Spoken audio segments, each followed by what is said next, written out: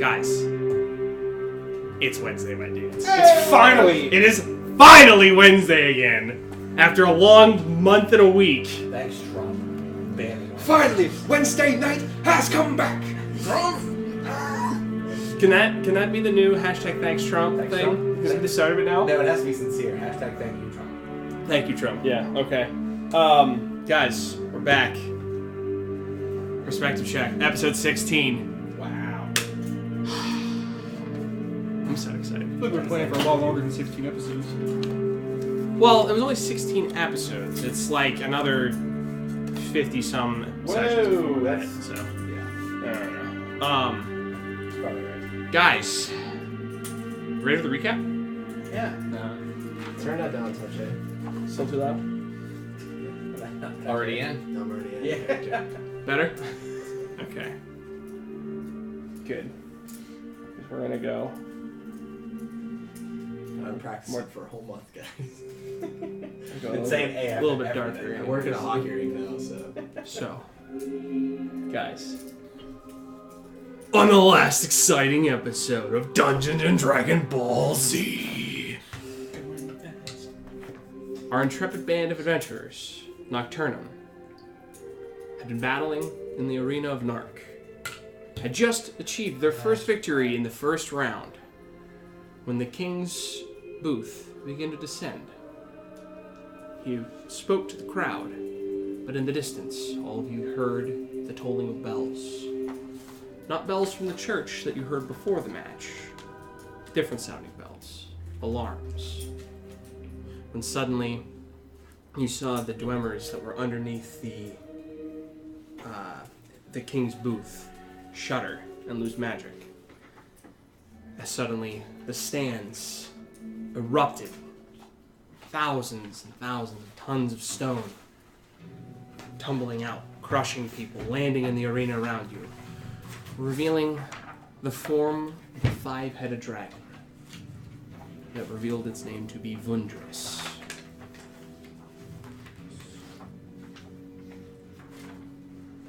Addressed the crowd. Fear gripped all of you. The king attempted to plead with the dragon, asking that if the dragon was to unleash its fury upon his people, unleash it on him instead. And the dragon told him to kneel. And the king did so. And right as the red head of the dragon was about to reach out and touch the king, Zarn dropped his animate objects that was holding the king's box afloat. And it dropped to the ground. The dragon, in turn, turned its breath weapons onto the crowd, killing hundreds instantly. And then the dragon snapped his attention to the combatants in the arena, claimed that one of them had something that it wanted. And it went to Krem, an old friend of an old ally of the group, who lay unconscious. The dragon reached out, grabbed his unconscious form, crushed it in its claws, and as the blood ran down its arm, it left behind traces of silver, metallic.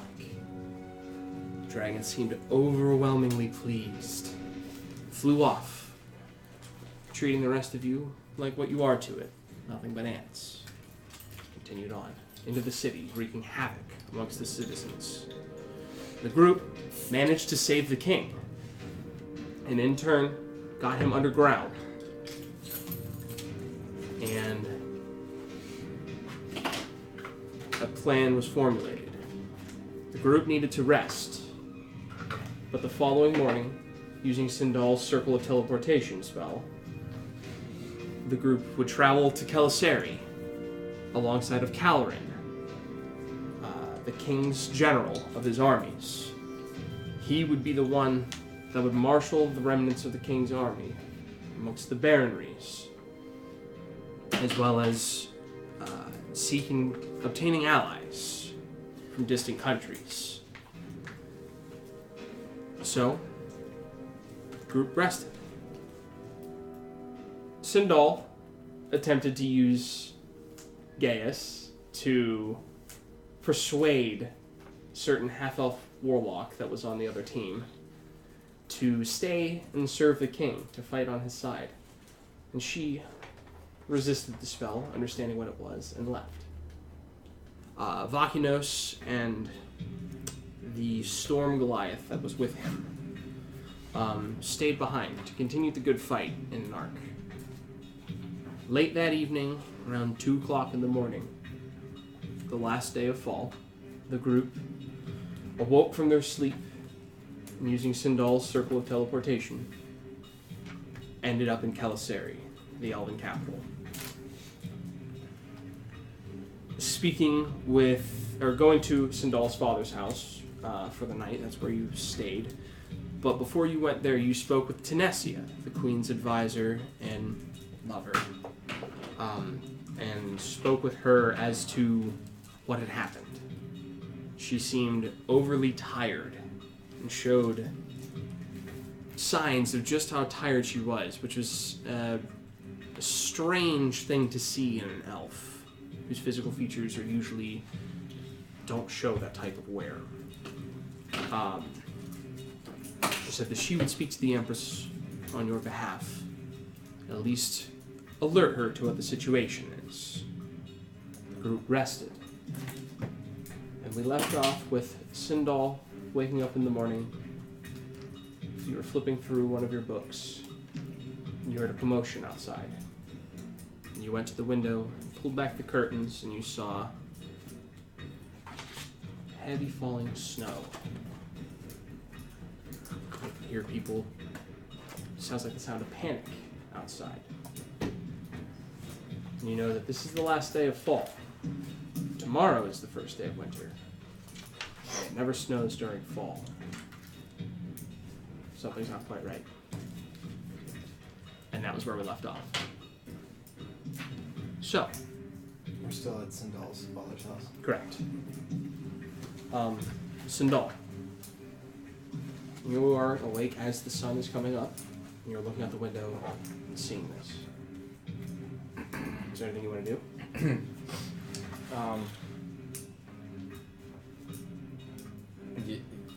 I'll just like to walk outside. Okay. So you walk. See the snow for myself. Okay. So, you, I don't have my dice.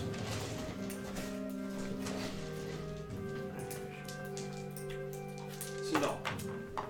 Before that, roll me a perception check.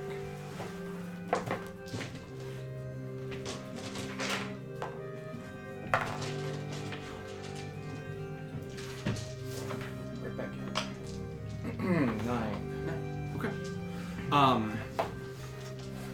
So, you turn, walk out, and you can already hear the sounds of some of the servants in the house already moving and speaking in very hushed tones.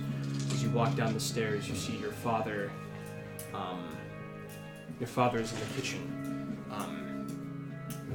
putting on his what looks like a very heavy jacket and cloak. Turns and sees you. Sindal, have you seen outside yet this morning? Yes, the commotion disturbed me. Something's not quite right. And you know as well, in the long period of your lifespan, this has never happened. He says, I need to go speak with the Empress. This shouldn't affect the city too much, but something's wrong. He kind of reaches out and pats you on the shoulder. He just kind of walks past you. You, in turn, one of the servants walks up and hands you a heavy cloak as well. And as you step outside, as the door opens, you are met with the very cold lightning breeze. It's probably what would feel like sub 10 degrees cold. As you kind of step out into the out into the street. The cold wind whips against your face, and you can feel your feet crunching through the snow. Maybe 5 to 6 inches of snow. You can see people very hurriedly. You can see smokestacks rising from houses, and you can hear people. You see wagons kind of rolling through the streets with piles of wood on them, with people running out trying to grab from them as quickly as possible.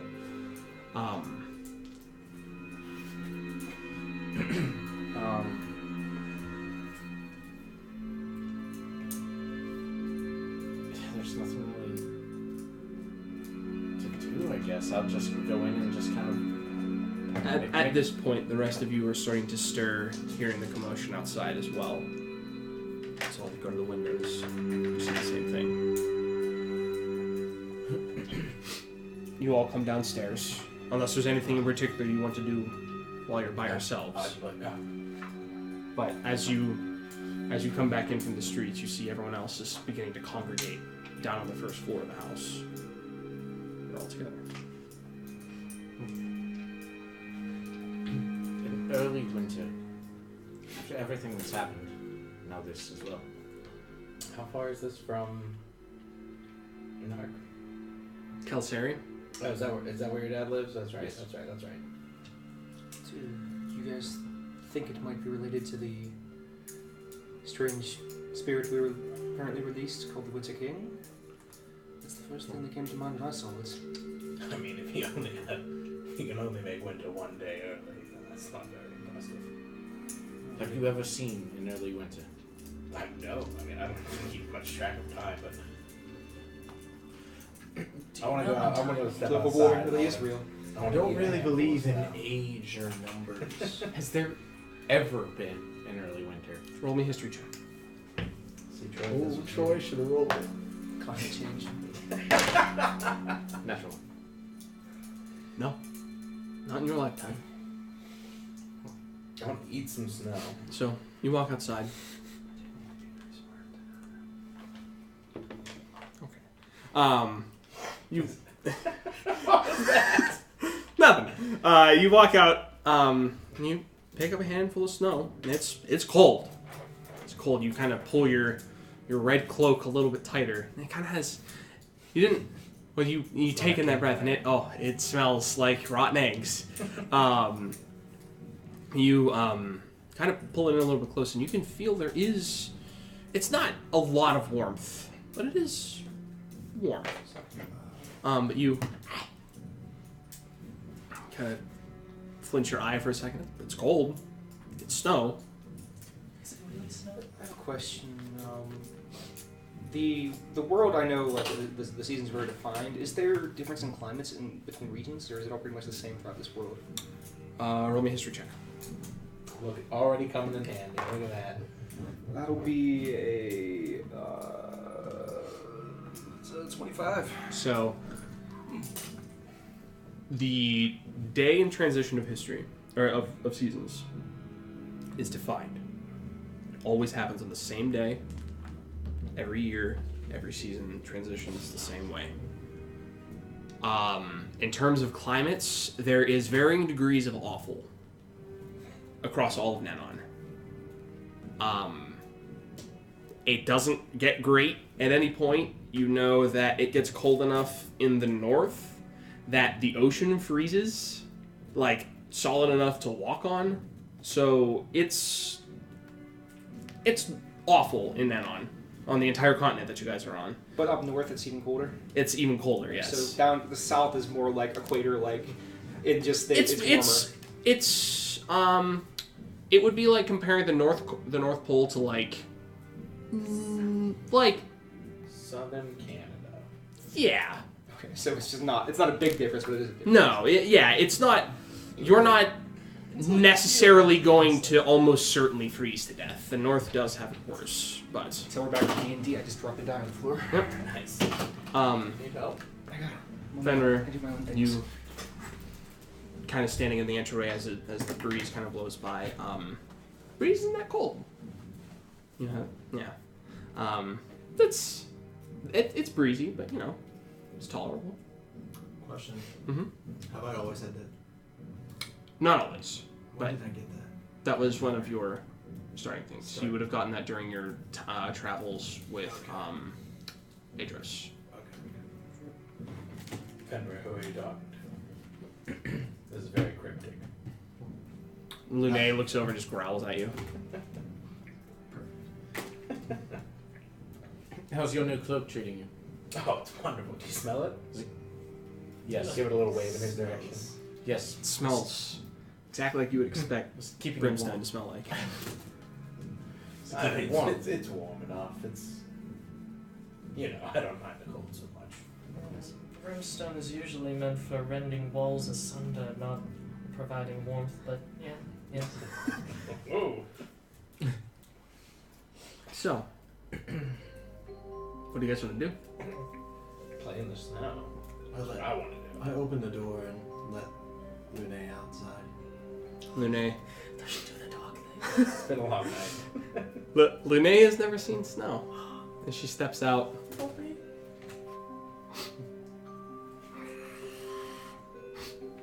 Begins to bury her nose in it. And she just starts walking around and kind of doing the thing where dogs like push snow around with their nose. And then as you kind of turn to talking to everyone else, you see a minute later she's rolling around in the snow. You trying to eat snowflakes? Yeah. I miss all. So, is there anything you guys want to do? As of right now, you were told that Caloran and Tenesia, or you would be essentially afforded an audience with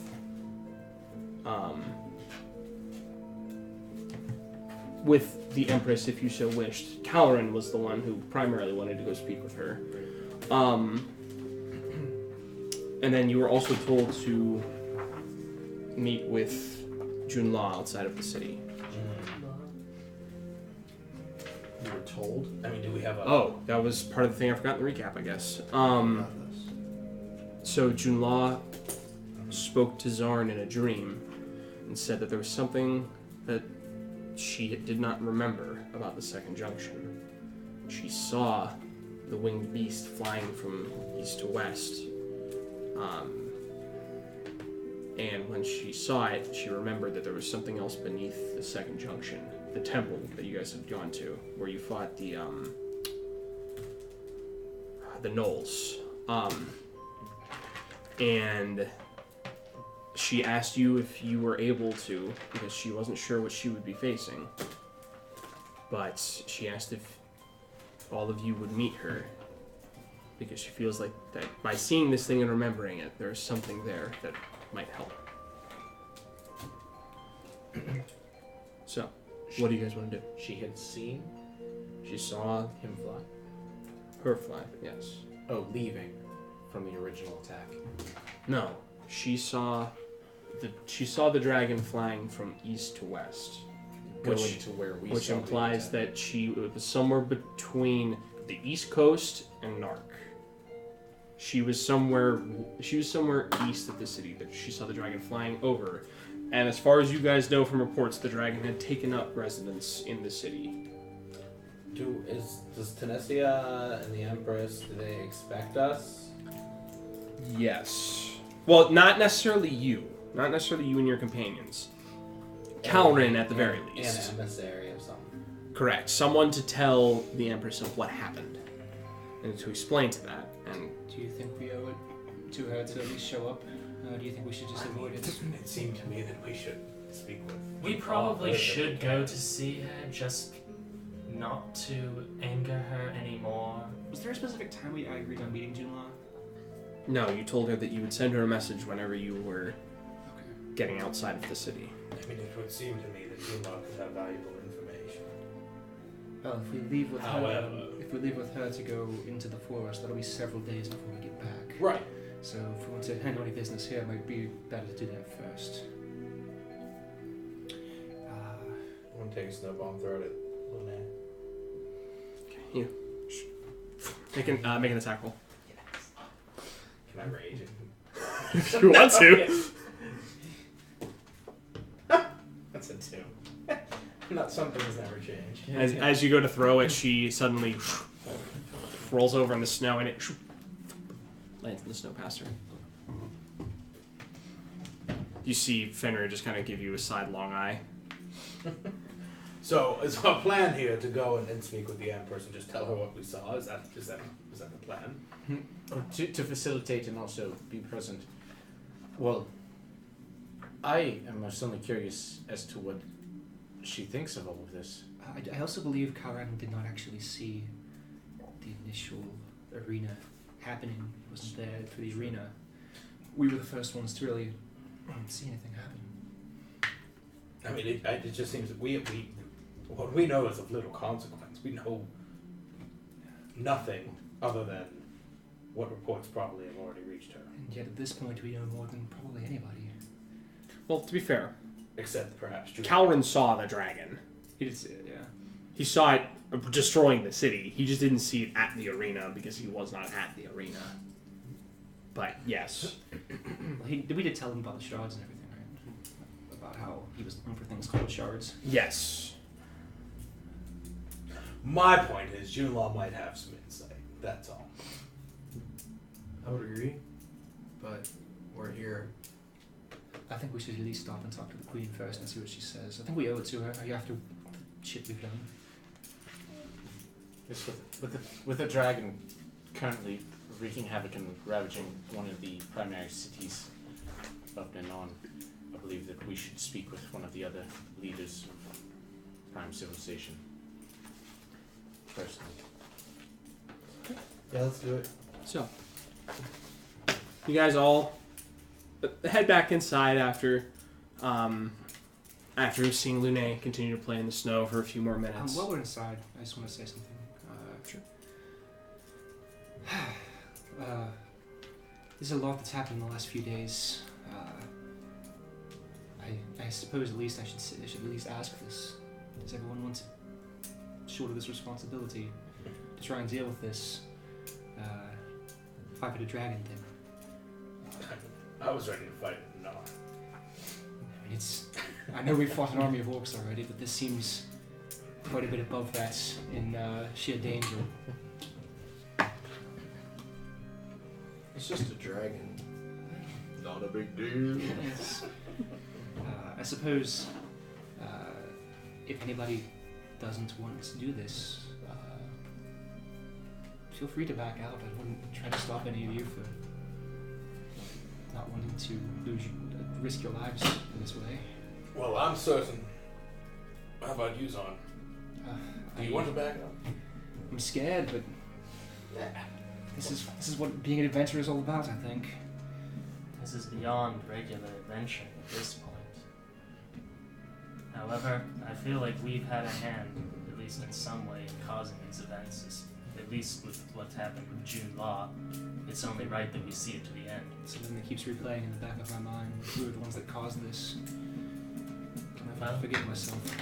If we did, it's up to us to try and rectify those mistakes, if they even were. I intend to see this to the end. If we intend to see this dragon again, face to face, it's almost certain that one of us will die, if not all of us. We don't want to do it until we're truly prepared, I think. No, what better way to die? It was a glorious death, though I have a lot to live for still. Who was the last person who killed the dragon? Who was the That's last person who just killed a it, dragon? though.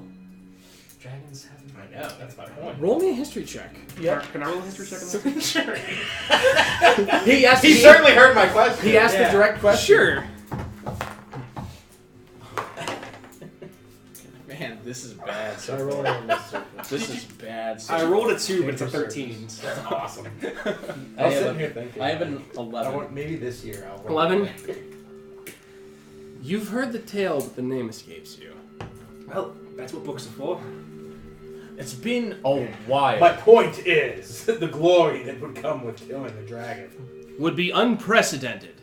You hear coming from the steps as you see Calrin walking down the steps. But don't take the task lightly. There's much planning ahead. Indeed, it is close to dawn. At dawn, we plan. So, Tomorrow night. all of you have your breakfasts. Oh, if there's more you want to say, please. No, wait. It's just before we leave. Calren's rejoined us. Yes, Calren was asleep upstairs. Oh. One other thing I wanted to say real quick. So, Oh, and also, just to avoid the same conversation as before, the news is broken to him that it's snowing outside. Continue. Korak, I don't know if we've had this conversation yet or not, but I mean, our little band of adventurers call ourselves Nocturnum. We've kind of made our own little adventure party, and considering you've been with us for so long, just wanted to offer you to be an official member. Certainly. I mean, I don't need a fancy title or anything, but Yeah, part of the family, more like it's. I feel that way anyway. So yeah, let's go kill the five-headed. Welcome, Korak. No matter whether he joined or not, he was going to be staying around my side. He owes me a great deal of money. You were asleep for so long, I was hoping you had forgotten. Well, at any rate, before we leave, there's one last thing I want to take care of. I'll join you, gentlemen, for breakfast in a wee bit. I'll return to the room upstairs, Okay. and I'll set out some incense. Lighting in lots of incense. Lots of incense. Your religion check is going to be way harder. Keep going. And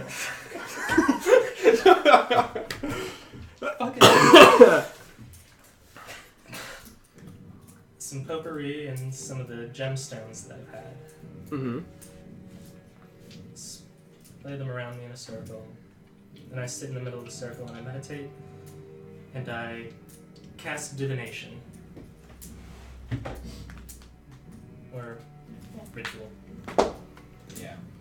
Might as well. Since I'm assuming you have it prepared for today? Okay. Because I think that's one of the cleric things. I think you have to have the spell prepared to be able to cast it as a ritual. Yeah. Okay. Oh, yeah, I have all my spares. Okay. Spells. And you said divination? Yes. Let me read it again. Your magic and an offering puts you in context. So mark off 25 gold pieces worth of your materials. You ask a single question concerning a specific goal, event, or activity to occur within 7 days. The DM offers a truthful reply.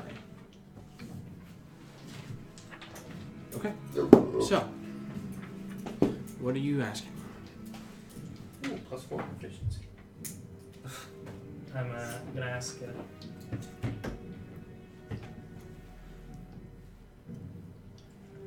Oh, I just forgot. No, fuck.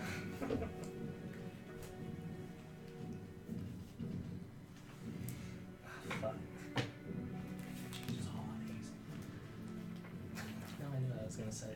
Your God says, "Don't cost my son." It's not very becoming. I'm gonna ask. Oh my god. I knew I wanted to do this, and I can't remember what it was. Shit.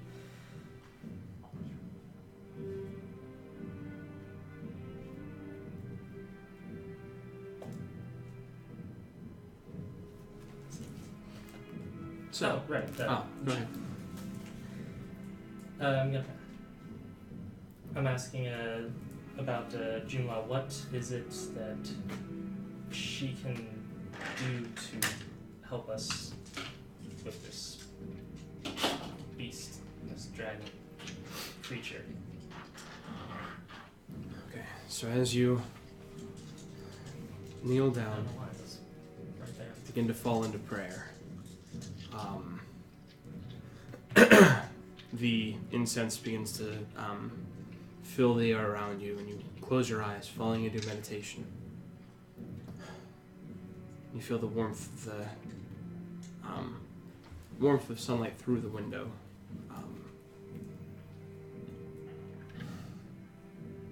Reaching out, following through that warmth. You feel that tether, the connection to Lathander. You feel his warmth fill around you, pushing out the last remnants of the cold from when you were outside just a few minutes ago. And you open up your eyes and look. You find yourself in a field of grass. Blue sky above. Soft breeze. You see standing before you a former Thorthander. Humanoid in golden plate armor. The actual form of the Thander species? You see light radiating from him like the sun. Almost blinding, but not to you. Faith is strong enough that you can look upon him. Albert.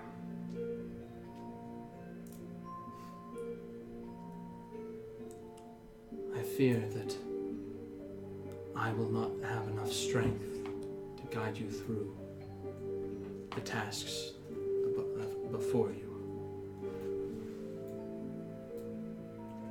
You must take the gifts that I give you and use them, entwine them with your own strength.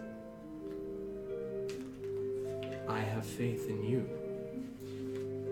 that you will use the weapons that June Law will lead you to defeat this ancient calamity. The ones who led to my downfall, like so many others.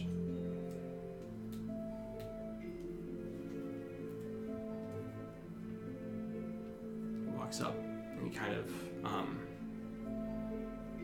as he walks towards you, you feel an obligation to kind of tip your head down. And he kind of puts his hand under yours and kind of lifts your chin up. Have faith, as I do in you. You open your eyes again. You find yourself sitting in the room around you. Incense burned low. Lily walks into your bedroom. No. No. It seems as if June Law will lead you to some form of weapons that you will be able to use against this dragon. So, some time passes. The rest of you, about halfway through your breakfast, when Albert rejoins you. Is everything okay out there? What? I'm not sure. Whoa. Uh,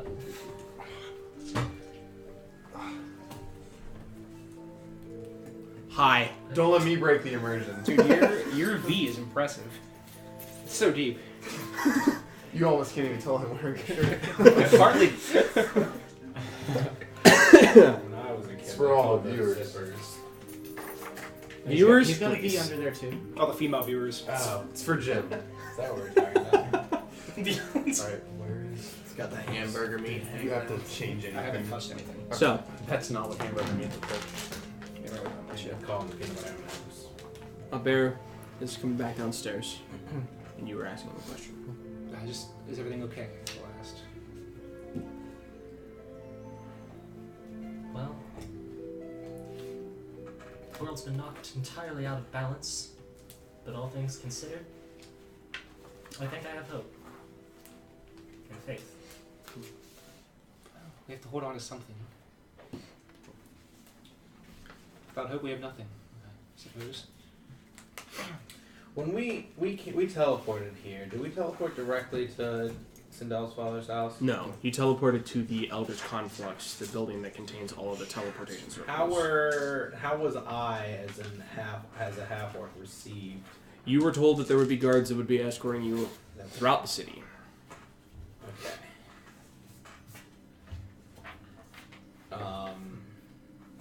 Okay.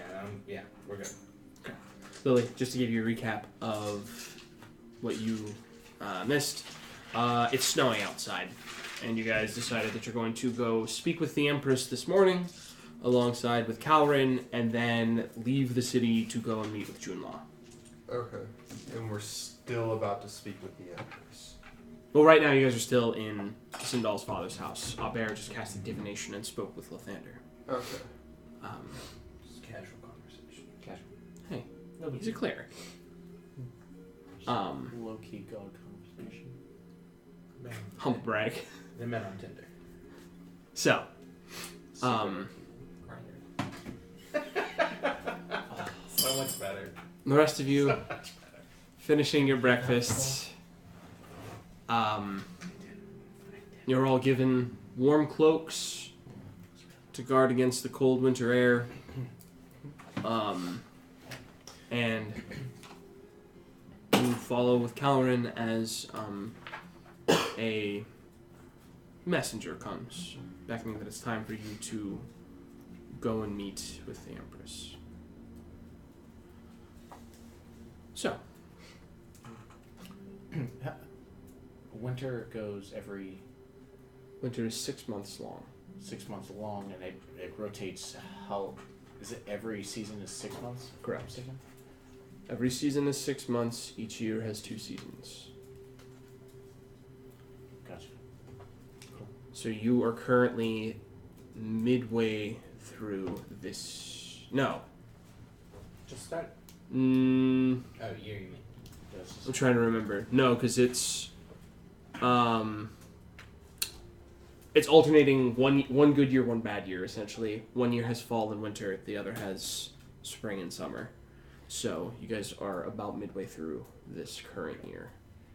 Sindal, your teleportation circle, does it? It only works with circles you've been to before. Is that how it is? I've only learned the Kelisari circle. So you couldn't learn circles from other. You have to go to them physically to learn the other places. I believe that it's possible I could, if somebody were to teach me a circle. Could you learn from a book? Teleportation circles are not normally found in books because anybody could learn them. Sure. If someone were to could you record your knowledge of Kelisari's teleportation circle into a book? I believe it would be possible if I found somebody else's teleportation circle, I could learn it. Although I'm not. That's correct. Yes. So if there is a written copy of it, you can copy the circle of teleportation from somewhere else. However, circles of teleportation are often closely guarded because A, they are incredibly expensive to make, and B, you are giving someone a direct access to your circle of teleportation. So there's no firewall. Just trying to think of ways to. We might need to do a lot of traveling soon. Just trying to figure out how easy it'll be to get around since it's winter. We are going to attempt to travel through this. Do you plan on staying in Kelisari for the next 6 months? Well, I suppose it's not a thought I'd crossed my mind. Winters you always stay. I've never been put in this situation before where I would be traveling during winter. I just have a feeling that dragon won't have as much of a problem getting around in the winter as us. Yes. So, all of you draw your cloaks in tightly and follow the messenger. And you are led towards the center of the city, towards the Eldritch Conflux. You walk in, and I assumed as you walk out the front door of the house, the 2 guards that escorted you to the house are following on either side of Korak as well. You are all led to the center of the city, to the Eldritch Conflux. When you walk in through the front gates, through the front door, you can see a handful of guards, all wearing heavy cloaks as well. As you can see, there are, even at this moment, a handful of people that you see a flash in the one room. You see 2 people walking in somewhat strange garb for all of you. It looks less like they look very ill prepared for this weather. And it looks more like garb from Osmond, to the distant east. And they come walking in with heavy packs. You can see that they're talking with one of the stewards that are working here. But as you walk in, you see Tanesia is here to greet you. She steps forward. Nocturnum, good morning. And you can see she looks like she had said the previous night that she wanted to go home and get some rest. And it does not look like she got any. She looks even more tired than she did at 2 a.m. in the morning.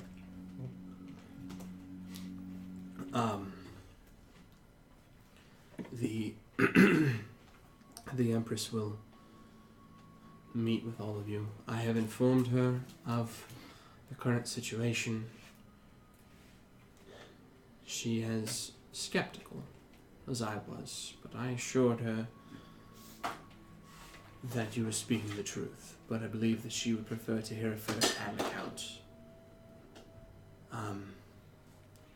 Korak, for formality's sake, if you would please hand over your weapons to the desk.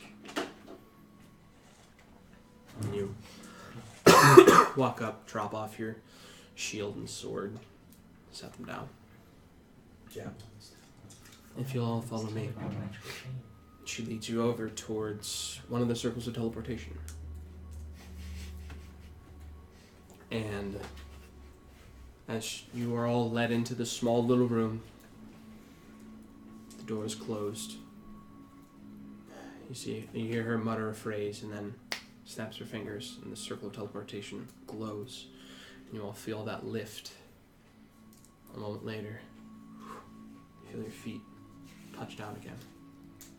As the door opens up, you see a familiar but different sight from the last time you were here. You walk out into the hallway, you see slowly bending hallway, stretching left and right, torches lighting the walls. You can see out the window, snow blowing past it, as well as the city distant beneath you. It seems as if that they are once again operating outside of the heart of magic.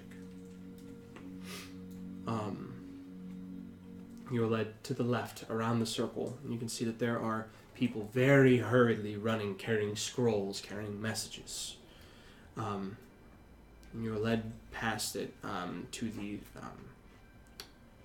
the chamber hall outside of her primary speaking room.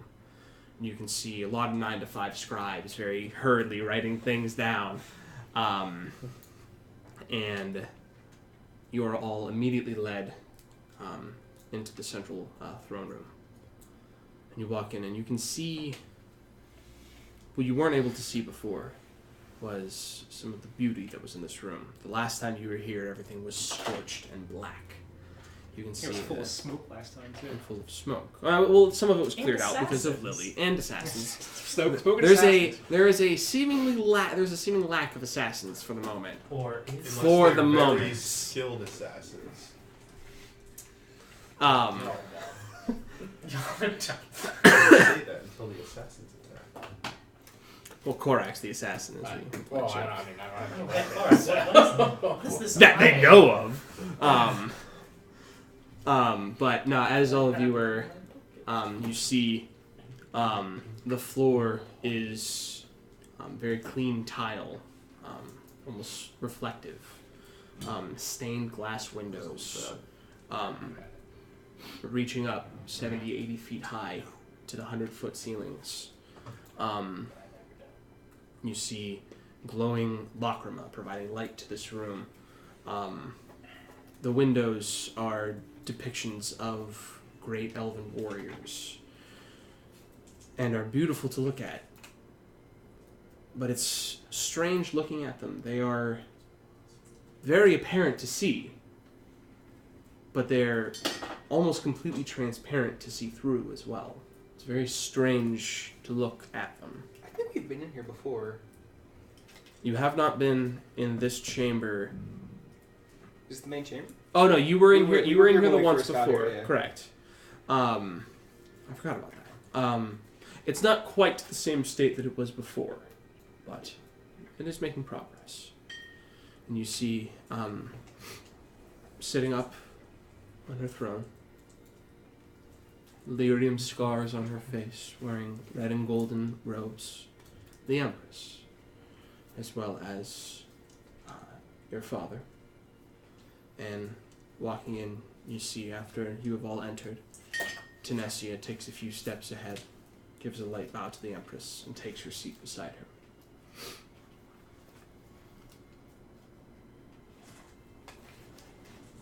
My Arato, my champions, welcome back to the Heart of Magic. I hope that your visit this time will be much more pleasant than the previous. General Calrin, it's a pleasure to have you in our city once again. Although I am told that you are here on more dire circumstances, so allow us to skip the formalities. Please, explain to me the situation, for it sounds ludicrous. Colin looks to all of you. Empress Vidania, it is good to be in your court once again. Always do I look forward to being in the city of elves. But I do not come with good tidings. The city of Nark is falling.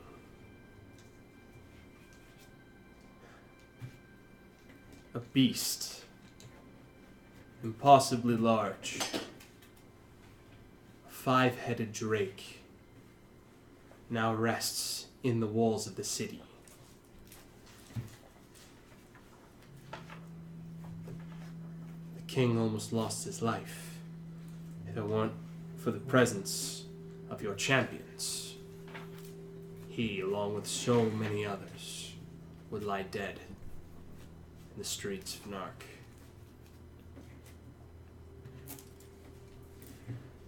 A 5-headed drake, the likes of which has not been heard of since the ancient days of Tiamat, a dragon that was thrown down by the sovereign host 1,000 years ago.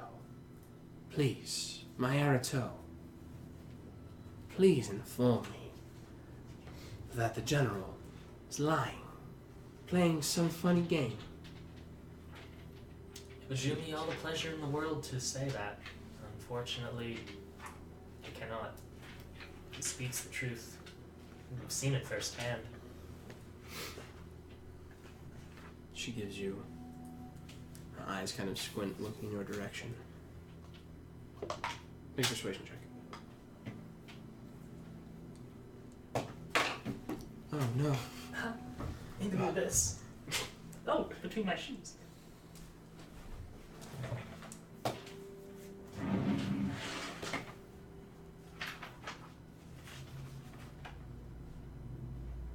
Ooh. That's not gonna be good. That's a 4. She gives you It's not a good roll. a somewhat cross look.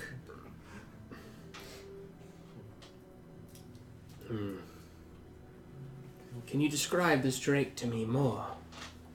A 5-headed drake. The dragons of old had many colors. What did this dragon look like? The dragon is larger than any beast I've ever seen. Close up, towered over the arena that we were in. It has 5 heads, one of each representing each of the ancient chromatic flights. Different color heads. Its body was red, wasn't it? Its body was red. Not really sure what any of it means. Its name was Vundrus, is what it said. It mentioned that we killed its gods, and now it means to kill us. Our gods have abandoned us. was in the arena. We were fighting in the arena for the celebration of the what was the Festival of Reincarnation. Festival of Reincarnation, when it appeared. He grabbed one of the combatants out of the arena who lay unconscious, crushed his body and squeezed the life out of him, and some sort of glow emitted from him, and it went down the arm of the dragon and seemed to turn from this reddish hue that it was before to a metallic hue. It's looking for something called shards, is what it said. I'm not really sure what that means, but that's the only information that we really have. Roll me a persuasion check.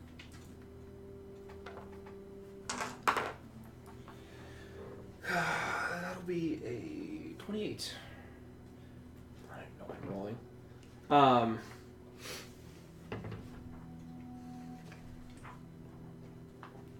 28, Jesus.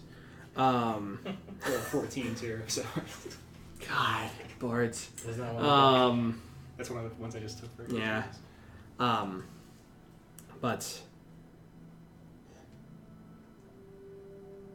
so this dragon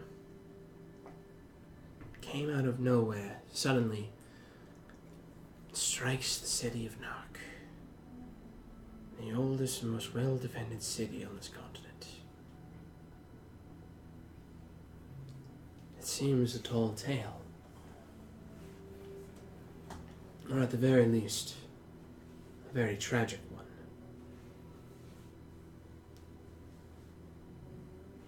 Calrin takes a step forward. Empress Vidania, I speak on behalf of King Hasid Abrem when I beg you, please,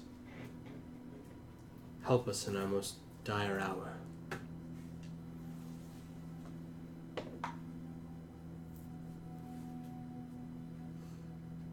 She takes a long, heavy pause.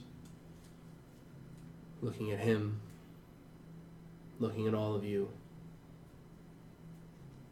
You all kind of shift uncomfortably. King Hasid Abrem is young and foolish. He was young and foolish when he sent his armies full-heartedly against an army of 20,000 orcs. The elves of Kelisari will not abandon their allies. We will not forget the debt we owe to the King of Nark. However, I'm sure all of you have seen what's happening outside. Winter has fallen a day early. And while not the worst thing in the world for this city, in the long 378 years I have walked this earth, never once has winter come a day early.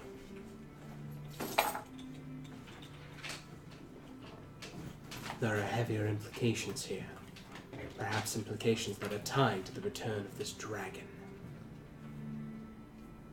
However, all of that aside, even if winter was to arrive tomorrow, from the reports that Tanesia gave me from the levels of destruction that you mentioned, we have discovered that the circles of teleportation that lead to Nark are destroyed. We cannot get supplies to the inside of the city. The closest we can get help to is to Greywall, the city to the west. And I will not send my weakened army, my soldiers that are still recovering from the war, out into this barren snow to die of sickness and disease, marching to then be eviscerated by this dragon. We will help, but it will not be until after winter is over. And you see all of you kind of looking towards Collar, and you see the color kind of drain from his face.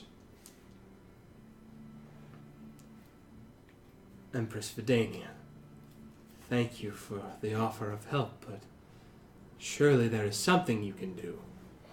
Send any kind of aid, even if you send supplies to Grey Wall, we can work to get it inside the city. She kind of holds up her hand. We will send what supplies we can. However, our city was also ravaged during that war, and I cannot let my people go hungry to send supplies that may not reach the insides of your city. We will send what we can. However, if you need supplies now, you will have to turn to other allies. We will send help when we are ready. And that is my final decision. Now, Empress, if I may, I know there's teleportation circles here. Would it be possible for us to access some of them to travel to other cities to seek aid? If you would allow it. The circles of teleportation that we have access to are not ours to give. We can get in touch with the people who created those circles on the other end to see who is willing to grant permission. Some may grant you that access for free, but more likely, many will charge you for them. Circles of teleportation cost an exuberant amount of money to craft. That's fair. I'm sure that's worth word from General Calorin. You will be able to access the other two circles of teleportation at Hothane. One that leads to Grey Wall, and one that leads to Varithma.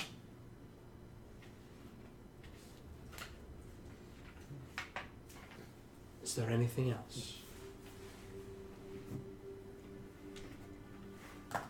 No, Your Highness. Thank you for the help you can offer. King Hasid will be in your debt. There is no debt owed to me by that king. This is payment. The Empress bows her head. Oh boy, you're not on the It's stream. probably from when Tim bumped the table. Oh no, Timmy. Did Yeah. I bump the table? Yeah. Yeah. The most important person. Why am I on the screen? Who is this mysterious invisible man? Oh. I need to back it up, by the way. This is why we need to hire a camera. I don't think it As was. soon as, Yeah. That's much. you pay for it? Well, once we get Jim in here, since he's YouTube famous now. Rusty, get your sister to be our camera crew.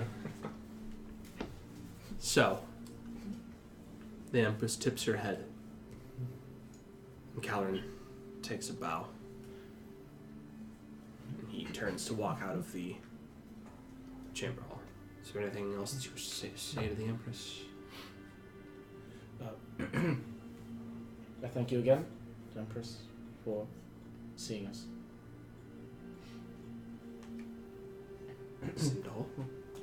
I'll be ever curious to see what information we might find about this early winter. Yes. The wizards of the Reliquary are already investigating what may have happened. It's a fascinating tale, but seemingly a part of many aspects of history here. Indeed. May we live in interesting times.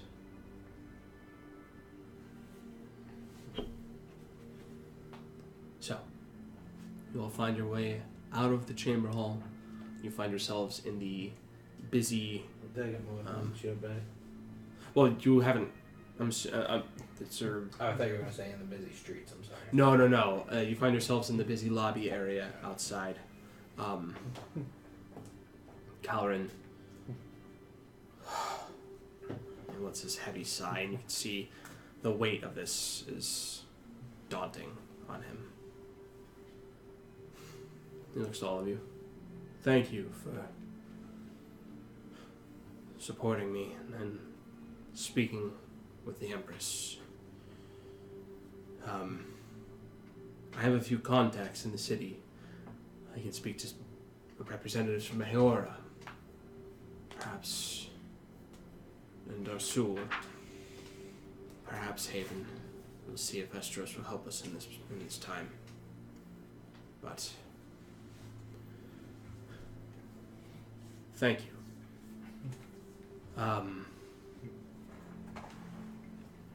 I don't wish to bog you down with pleasantries of democracy, speaking with these people.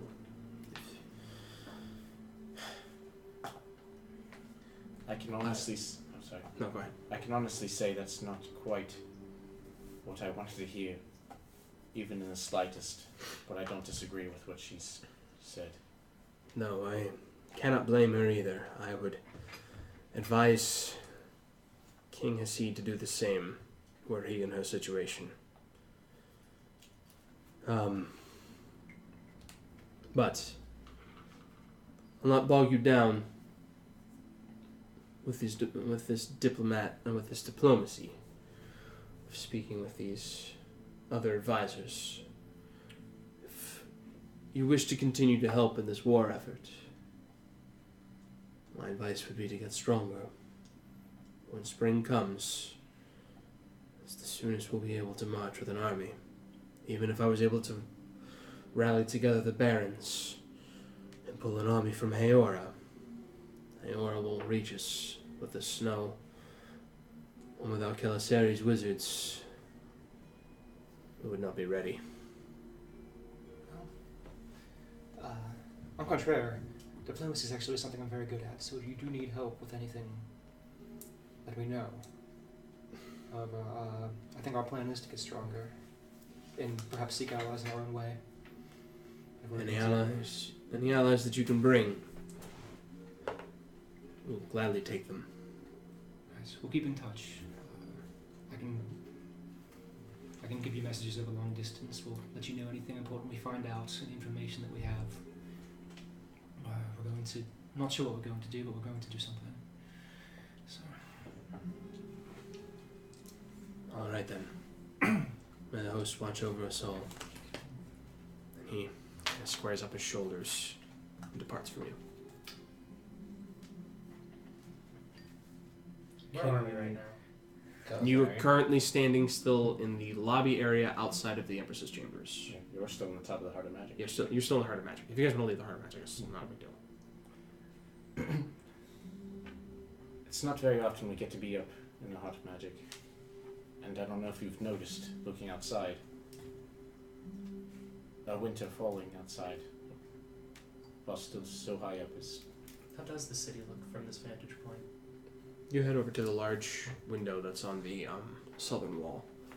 And looking out, it is a spectacular sight. Heavy snowfall, almost obscuring your vision. But down below in the city, hundreds and hundreds of feet below, you can see small lights.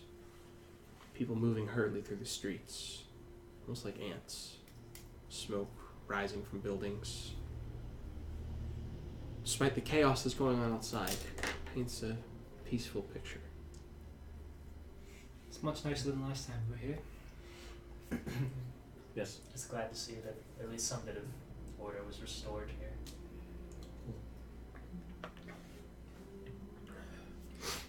So, you all eventually, pulling yourself away from the window, head back to the circle of teleportation, speaking with one of the couriers that are standing there ferrying people back and forth. You are lifted off your feet. Feet set back down again. You find yourself in the Elder's Conflux. Korak, you retrieve your sword and shield and javelins. You step back out into the cold. Your 2 guard escort following you.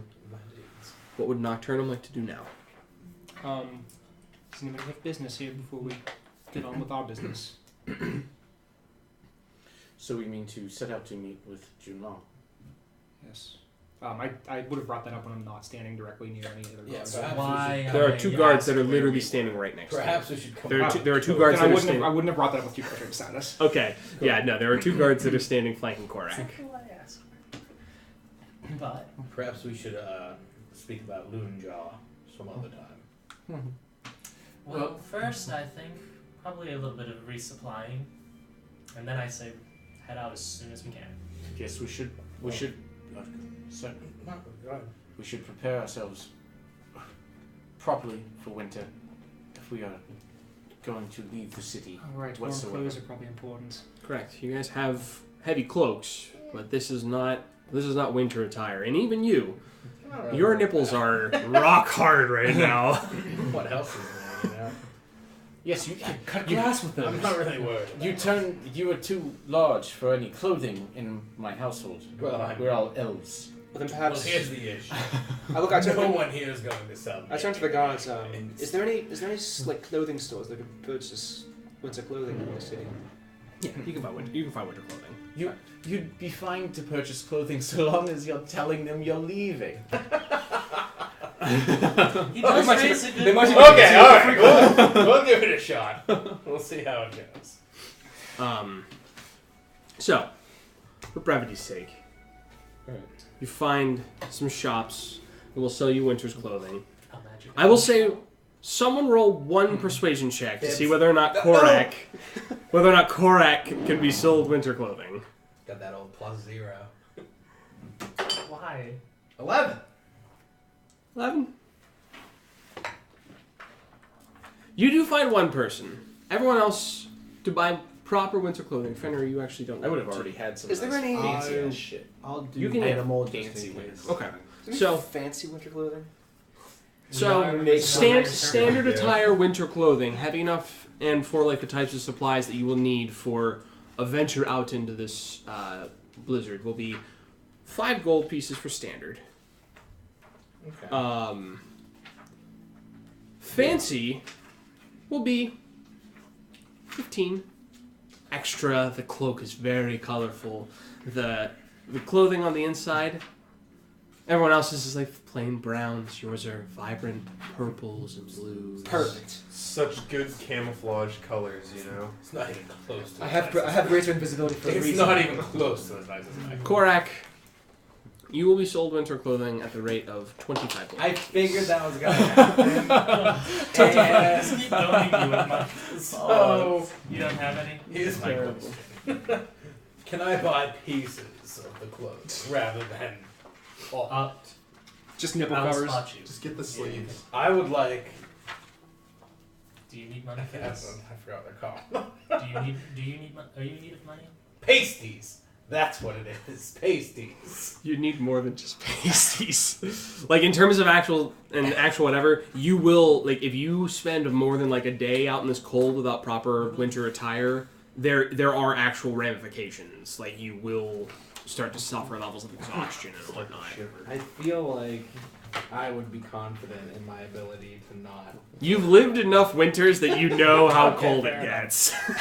As someone who like lived in the wilderness before. So all the clothes are 25 gold? Mm-hmm. Alright. Well, that's gold and like things to help with setting up your camps, like sheets to kind of help set up between Oh, posts that's- to help prevent against wind. Would I have already had winter clothes since we're actually in Calisari? Since you're at home, you don't need to spend the money.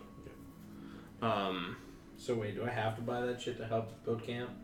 You have to buy that stuff for you to not have these problems. Okay, It's just so you. it's It's one big everyone's package. kind of Alright. pitching in, yeah. Alright, I got it. I'm good. So, everyone mark off the gold that you spent on this. You all eventually, it's probably at this time, probably about 11 or 12 o'clock. Head out slowly, making your way through the city, through the streets. Is there any magic item shops you want to procure before we leave? Everyone make perception checks. Checking for magic item shops. Is that what we're looking for? No, That's what I'm looking. there's only the one. Crit. My Nine. rolls have not changed. 9. I have rolled over like a 5, I think, so far. I rolled 2 2s. Yeah. No, 23. Correct. 2. 23. Okay. Actually 5. But So, all of you, except for you had a 9. I had a 9. Everyone except for Sindal and Cora. As you're traveling through the streets, you seeing the guards walking alongside Korak, you see another pack of guards walking past you. The rest of you are kind of picking up heavy footfalls, kind of picking this up, walking through this.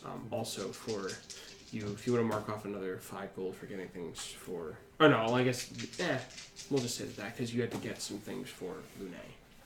Her fur helps, but it is extremely cold. You need to get extra layers for her armor. But traveling through the street, you see a pack of guards walking past you. You see one of them holding out their hand and holding out a continuous gout of flame in front of them, kind of melting the snow as they go. Distinctly evocation magic. It seems as if that they have moved back into the heart of magic. They have not reenacted the Temple of Vara.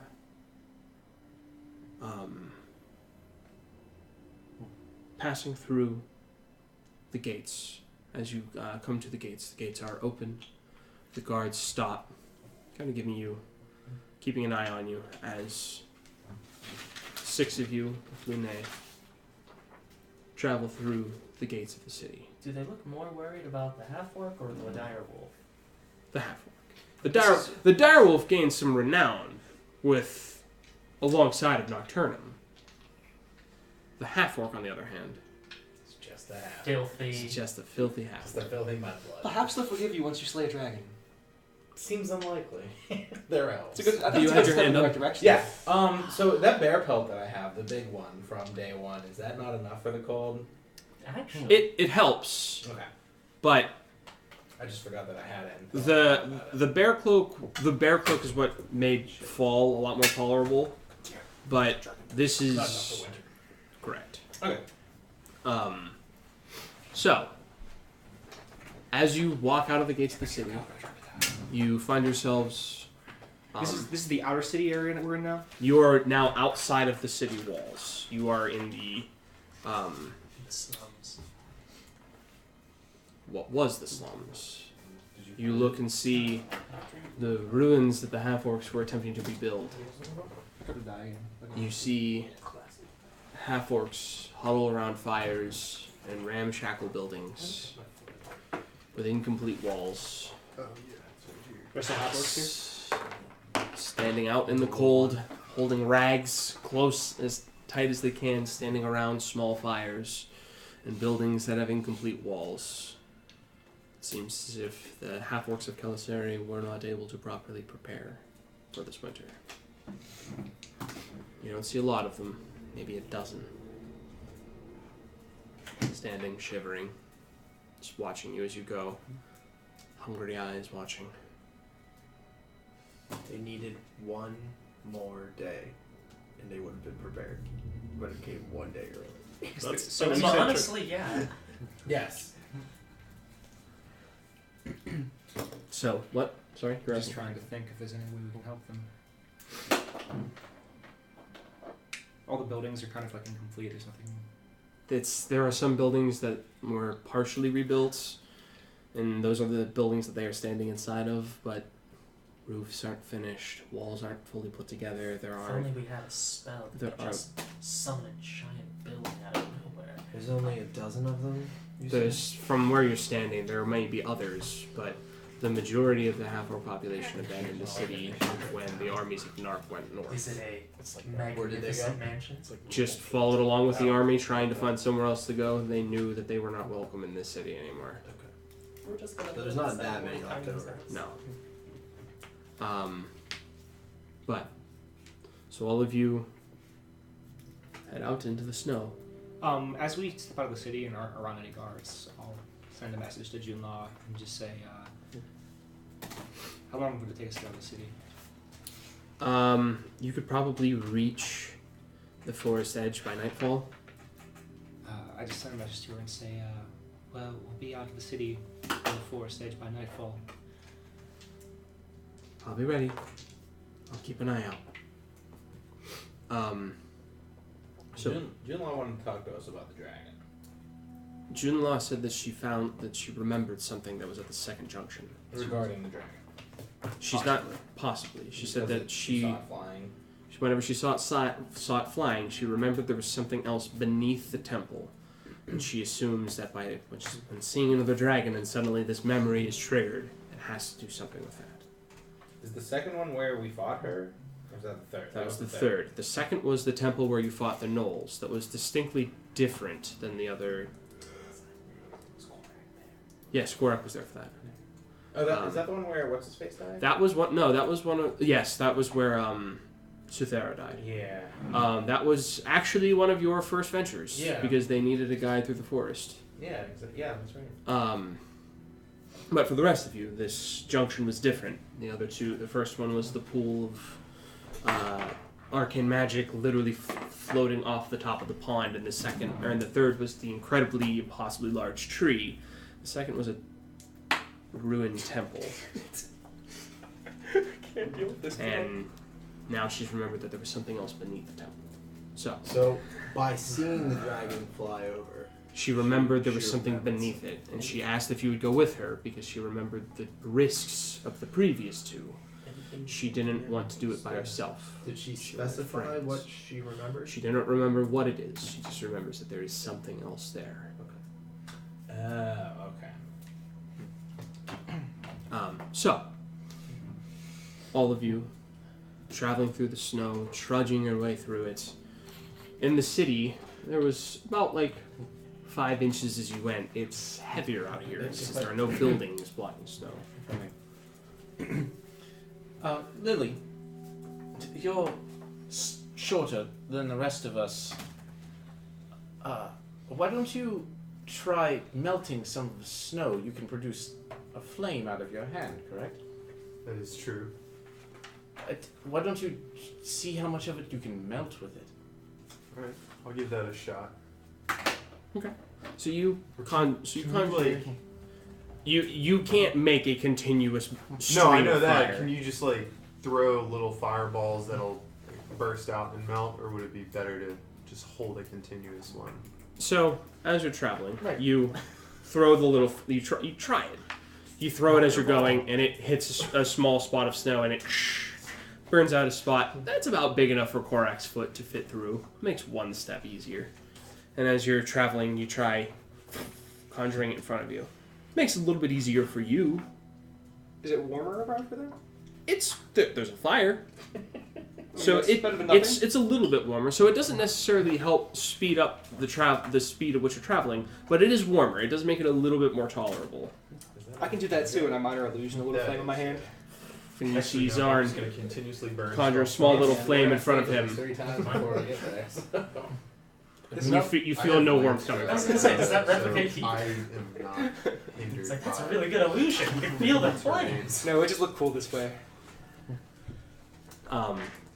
But no, in order to change how much this is affecting you, and you need a slotted spell of some kind to actually do stuff. A fireball. I mean, a divine flames are good for cleansing the world of evil, but not so much for bringing warmth to snow. Well, what do you call it? Maybe you produce warm when you go Super Saiyan. So, traveling as you go, keeping your cloaks bundled in close, you continue to trudge through the snow, I am the law. and eventually you see in the distance the forest. Snow hanging heavily on the large forest that stretches out before you, as you can see. And as you're traveling, you do see small trees in the places where the large swath where the orcs had burned down the forest, traveling to the city. You see small trees poking up through the snow. Seems as if that the forest is regrowing at a very fast rate for having been just 2 months, and you already have trees grown from nothing. Not anymore now, it's winter. It's nice to see nature is triumphing That's over. of course. This is Yes, this is... the magical force. Yes. Yeah, the winter's gonna freeze the shit out of those trees. Don't be so sure. I I'm just glad that the illusions Don't of the be shimmer such a- would have been This is where I significantly grew up. weakened at this I know area. how it works. As you all reach towards the end of the forest, the sun setting low, you step into the edge of the forest and sit and watch you at the small flame. See a few minutes later, you hear first crunching of snow. Coming out from behind a tree, you see standing barefoot in a flowing gown of loose silver, flowing auburn hair, caramel skin, the adult form of Junla. Wait, hold on.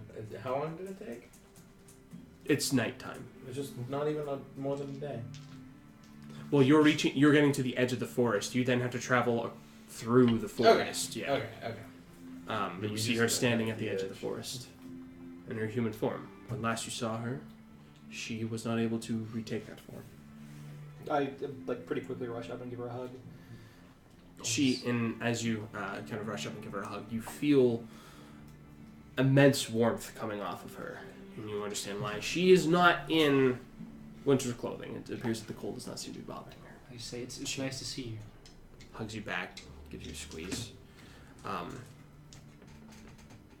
It's good to see all of you again. Beautiful weather, eh? Staying warm. It's been better. It's not that cold. She kind of looks at you, gives you a strange look in comparison to the rest of your companions who have hoods pulled up tight. And she's got a cloak kind of loosely hanging around you, not in the full heavy winter gear. She takes a note of that, and I think that we'll be able to have easier conversation once we make camp. If we can head a bit further into the forest, I think I'll be able to clear out some of the snow for us. And you're heading into the forest, and the snow is not as thick and heavy in the canopy of the trees, clearly, but there is still snow several inches thick on the ground. Before we get into the forest, I'll look and see if anybody else has come out of the city since we left. Make a perception check. 108. No, I'm not good at perception. That's a 15. Only got a +4. See anything? You didn't really. And you saw several people kind of going out into the like kind of the ruin area, but you haven't seen anyone following you for the last like half a day. Okay. But heading a little bit further into the forest, Sindal and Zarn, you feel that same pressure from being inside the forest. That illusion beginning to kind of wash over all of you. Korak, having been in this forest, hunted in here many times, you immediately go into your natural understanding of the trick is to never have both eyes closed. I immediately stick my hands up to my hair and I just say, "Please not this time." And as you go up and feel it, short hair. It's still continuing to grow It's getting back. there. It's longer, but been a it's few not, months. it's not your long flowing hair. And all of you see Zarn with shorter hair. It's been 4 months at this point. 4 months. You're not gonna have hair that's like long. And it suppresses magic. Not suppresses, but affects it in a way that can cause rolling on sorcerer table type shit just from casting any arcane caster. That's right. Junwa, does this forest affect you at all? And as she kind of comes to a small clearing, you can see there are spots in the snow where it looks like this might have been where deer were. She looks at you and gives you a bit of a smile. She says, "You tell me." You see as she kind of lurches forward, and suddenly you see her form begin to expand and grow. You see the shimmering starlight coming from her form as these small nimbuses appear, floating around her as she appears into her drake form. Nope. Looks to you, gives you another smile. You can see razor sharp teeth beneath it. And gives a quick breath of fire, melting the snow in the clearing. Well, And that you, answers and you my hear question. telepathically in your heads, "No, it does not affect me." When you see her shift back down into her normal form, picking herself back up, the nimbus clouds disappearing. You see as she blinks, her eyes still having that diamond sheen to them, slowly fade back to the almond-colored brown. That's amazing. Is there anything else you can do now that you've had time to kind of explore your powers a bit? I've gained some control, and as you guys begin to set up camp, I've gained slightly better control over the nimbus clouds that are around me. They actually help to protect me, and I can actually send them and use them to attack, potentially temporarily blinding my enemies. I haven't had to use it, save for a few larger creatures that decided to attack me in my human form while I was here in the forest, but I've had no real problems. I'm going to set up camp. And is there anything you guys wish to discuss or do on your next several days traveling through the How forest? far are we? Like distance? So, traveling there before, it took Not you... time. Distance? Like less than 100 miles, but Okay.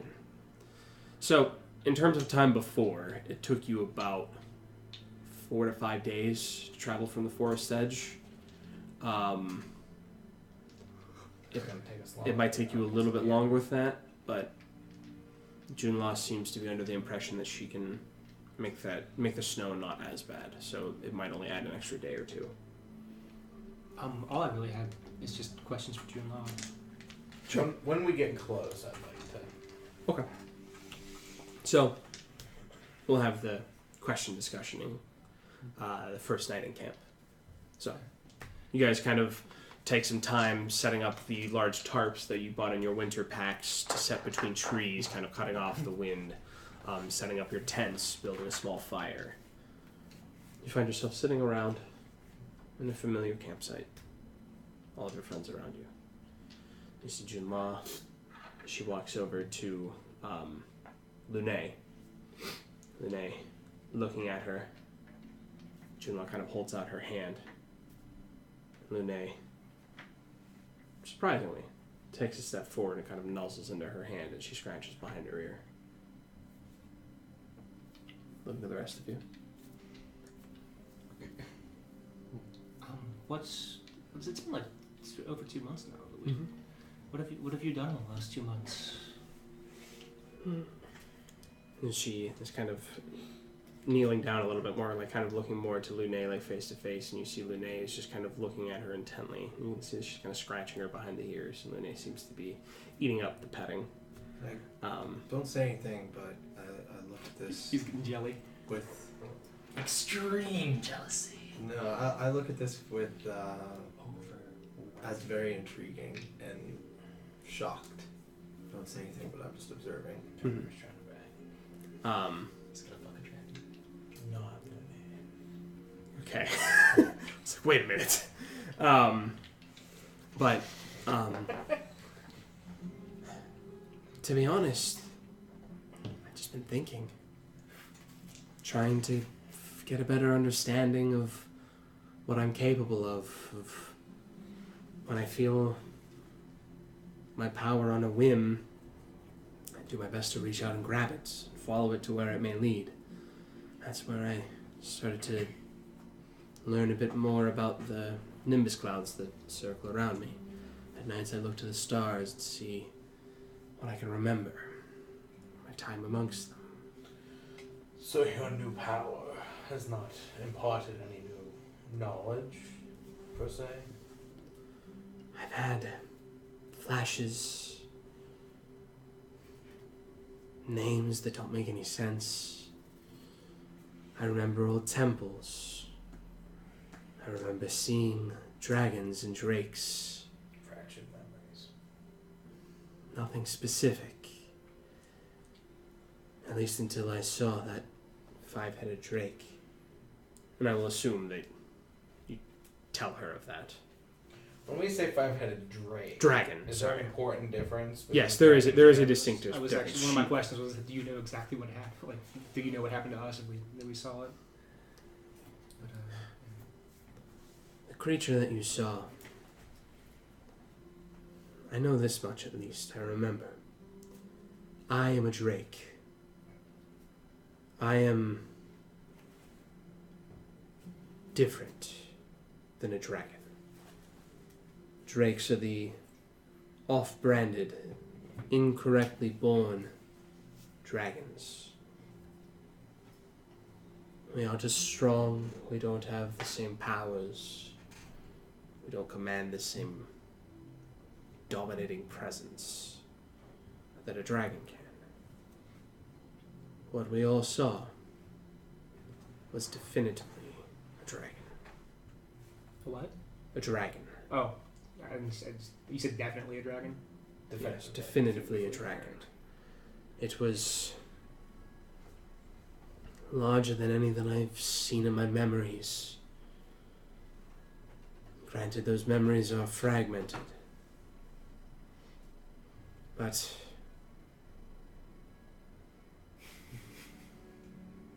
they are large, and this was much larger. There's something wrong up there. Someone's playing Tetris music over there. Oh, it might be the bar downstairs. Yeah, it is. We kept hearing dramatic, and I just I wasn't hearing it at all. I don't hear it. I was totally tuned into it, and I was like, this is great. I don't hear it at all. But It's just really good to see you, Juno. it's good to see you too, Abe. I'm glad to see that all of you are well and healthy. She takes a step away, finally standing up away from Lune, going over and sitting next to the fire. Oh, I don't know if Junlon knows I got a tattoo of her in her honor. She wouldn't. I want to show her to her. Like, Junlon, check out what I got. I forgot where I actually had it tattooed I at. believe that you got it on your collarbone. Yeah. Check it I out. was wanted to believe it was like a tramp stamp. I Like, got it in your honor. Just June Law, just right across right across your back. No, right here. Junlon. Mi Um, familia. she takes a moment and kind of looking at it, and you can see this look of like you're a 14-year-old disappointment. but you can see that there's this like deep, like she's touched, and We've been through so much together. you got a tattoo of me. Yeah. Yeah. that exact tone. Oh, Yeah, dude. I'll have to make sure to do something for you. Thank you. You're welcome. That's bullshit. Lily's in your constellation. That's some shit. She's gonna turn me into a celestial being. Yeah. So, just a real quick question. How much, like, just the legends of dragons and stuff, would we know about the different, like, colors and flights of dragons? Is that, like, something that's common knowledge? You would know that there were specifically the two different types of flights. There was the metallic and chromatic. And you know of the 5 chromatics and some of the metallics, like gold, silver, brass, and copper, but you don't know if there were other, like, more narrowed down types, if there were more weird brands. Drakes aren't really in that type of vein of knowledge. It's mostly dragons that are spoken of in language, or in legend, and Drake and dragon, for the most part, are interchanged quite frequently. But you've learned today that there are specifically 2 different types. I ask her, is there... You said that Drake sounds natural? Does that mean you were created? No. Also, I've never seen a dragon. I've never heard of Actually, dragons being of four. the star variety. I've never. I don't know. I don't know why I am like I am. I don't know why I'm not different, or why I'm different than the typical metallic or chromatic dragons. I do remember the drakes, while having the different scales and colors, they were not created, but were the rejected children of dragons, until eventually we became our own breeds. Runts in batches of eggs of dragons would be rejected. Interesting. And that eventually led down the long line of delineation to drakes.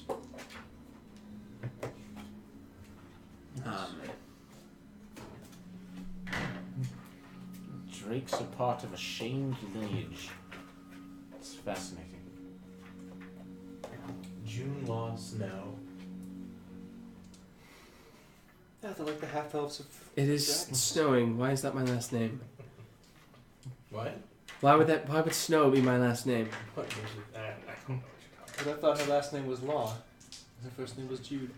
Jesus Christ. That's all right, Zon. I'm going to be perfectly honest. That joke is running quite thin. I'm so tired. Comedy timing, and that was well timed. No, Zon, your comparison is not quite right.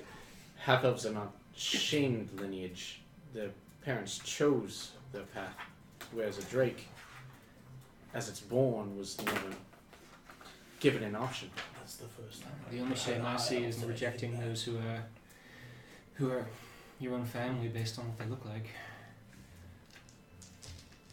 I've never heard a high elf say anything so gracious. That's what Sindel just said. Gracious. Yes. He just said half elves were not shameful. Did he look like he was stuttering or about to choke or anything when he said that? In the Who? Stop. in the context of the conversation, In the also con- half elves are not shameful. They're not. They I, cho- I have seen a lot of elves say a lot of things that were nothing like that. Well, you're not incorrect in that. He was insulting June Law, but he complimented me. I was taking it as a win. Yes. It's not an insult to June Law. She did nothing. I'll take it with indifference, either way. As a drake is born, it has no option. Its superiors cast it away. There's no Well- shame in any of that. They cast aside a star. She is And pleasantly. on that, we're taking a break. On that, we're gonna take a break. She is pleasantly pleased with her joke. Little girl, she's slayed. Damn you, And, and guys, we're gonna go ahead and take a break at that. We'll be back in a few minutes. Yeah, we'll be back.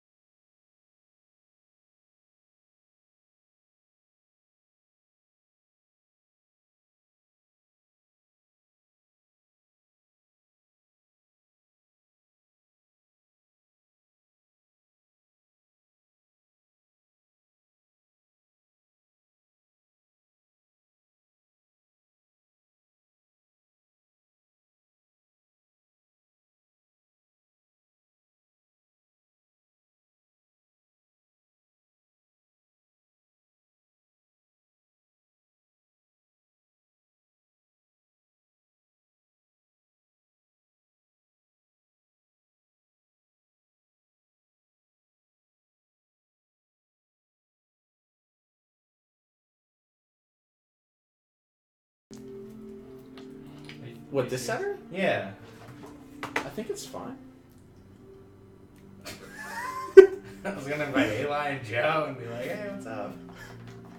We're back, my dudes. So, I thought that was all resolved. I don't know. it is still, for the record, it is still Wednesday, my dudes. Yeah. Good to know. Good to know. So, I'd almost forgotten about Wednesday.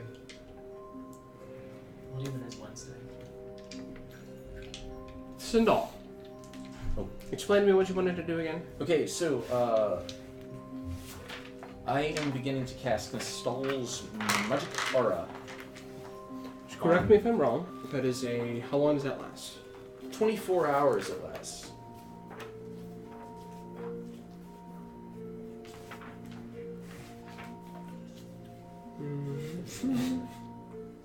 Installs Magic Aura, 24 hours.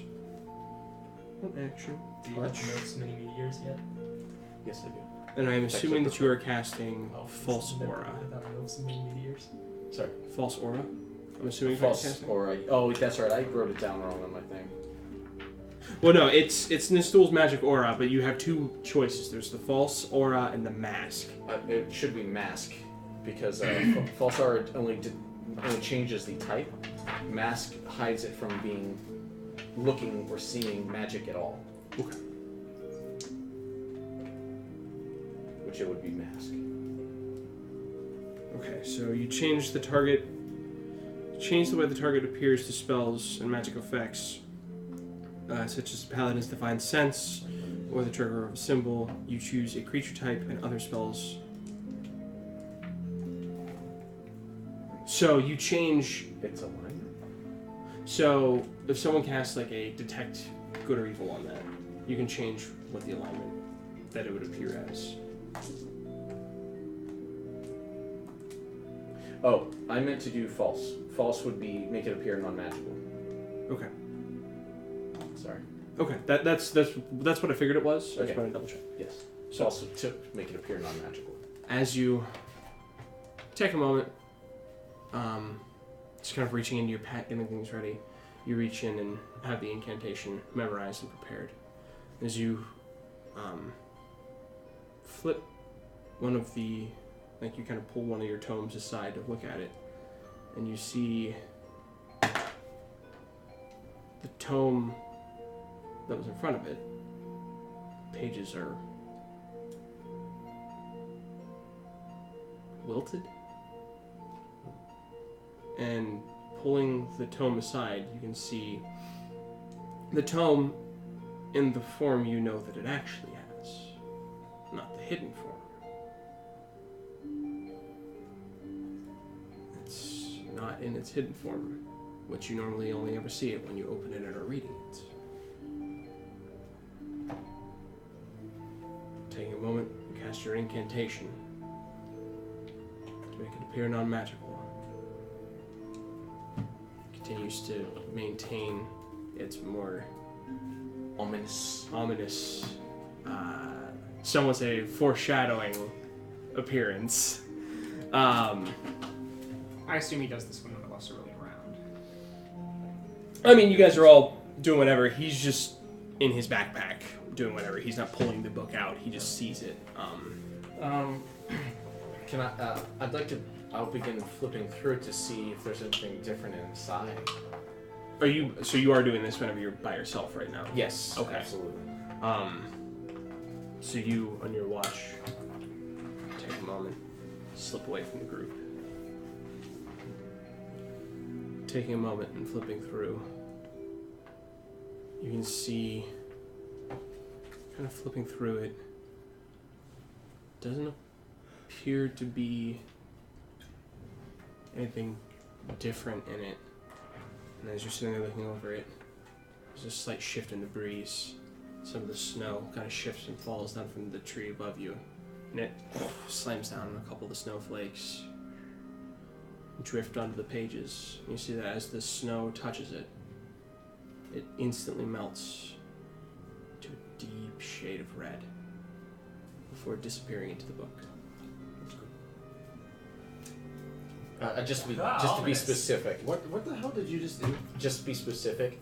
I walked back the way that we had come. He's just To open opening up the the portal to the abyss. Don't worry. But yeah, cool. Make a perception check.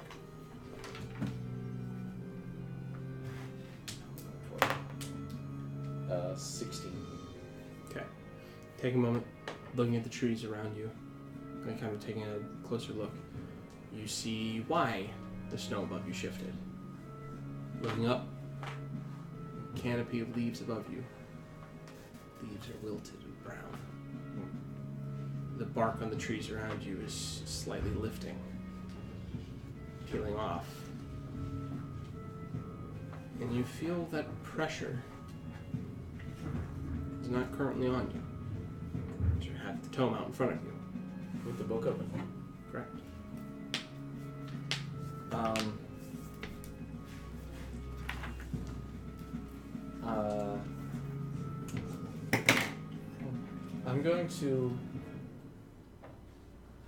I'm going to cast Mage Armor on myself. Touch your hand to your chest, and you feel that protective aura surround you. Feel in complete control of the arcane magic around you.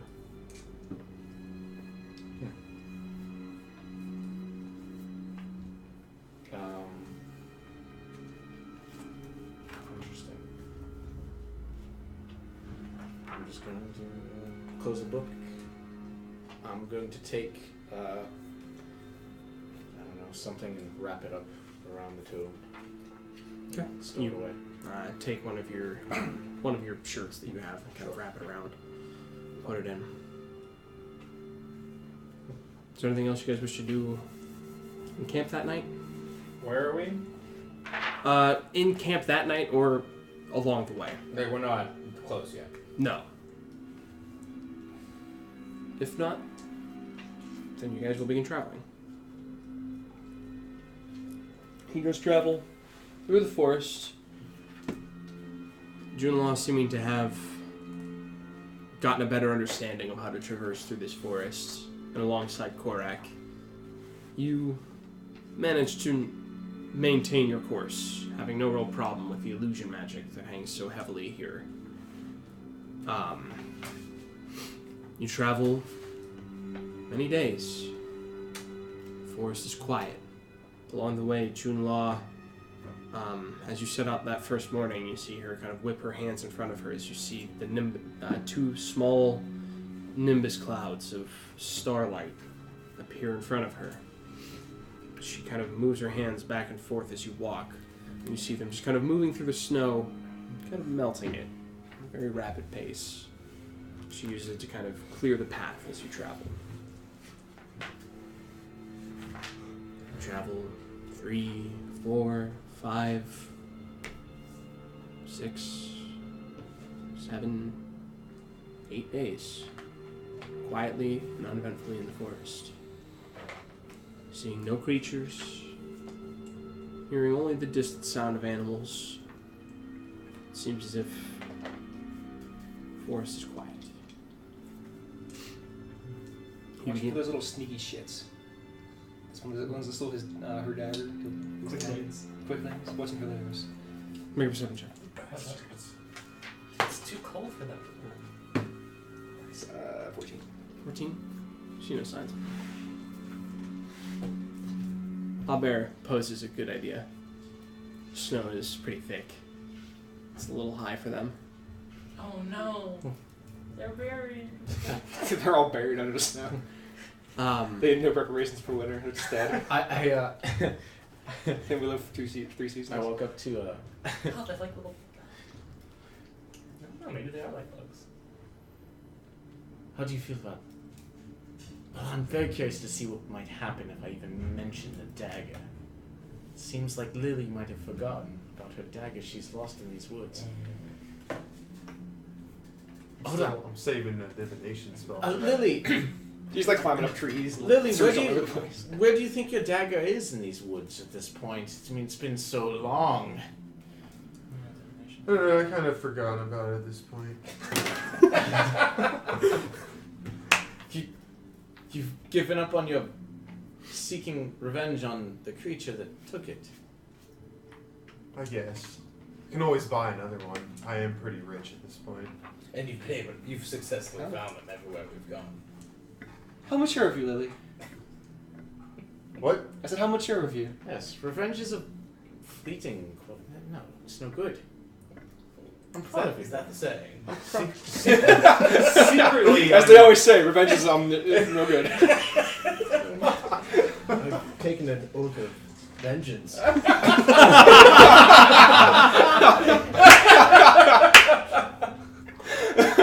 Oh God. But alright, you know. Wonderful. I'll take it. An oath of vengeance against who? Everything. Everyone. Everything. Guess I've never asked you that question, and I suppose, although we do know that you have no idea from which. Oh, I'm getting there. It's It's a process. a frightening thing, at least I Don't understand. rush it. It's gonna come to me. I trust you, Fenrir. We all do. I mean, you should. I mean, look at me. Right. Yeah. Right. That's settled. He's not even cold up here in this. I mean, he's a god.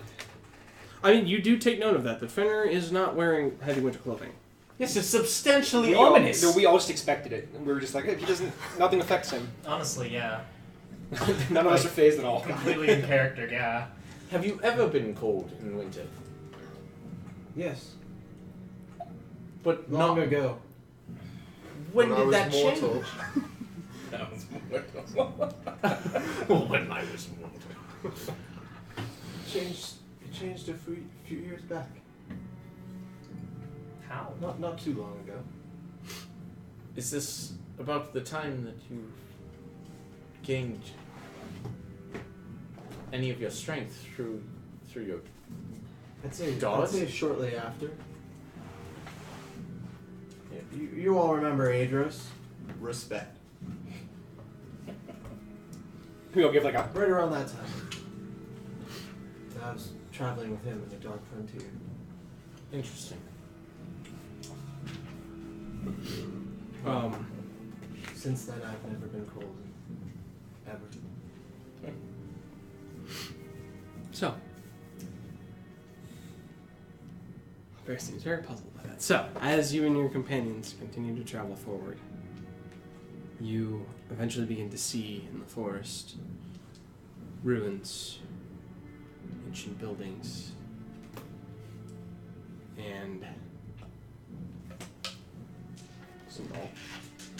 Each night, as you go to cast them on your book again, you see that after the first night, it sure has holes in it.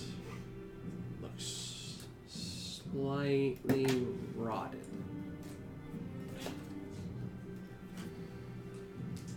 Okay. And as the week continues, it gets worse and worse for that shirt. It's your favorite shirt. No. But as you, I can't find this damn thing in this book. God damn it.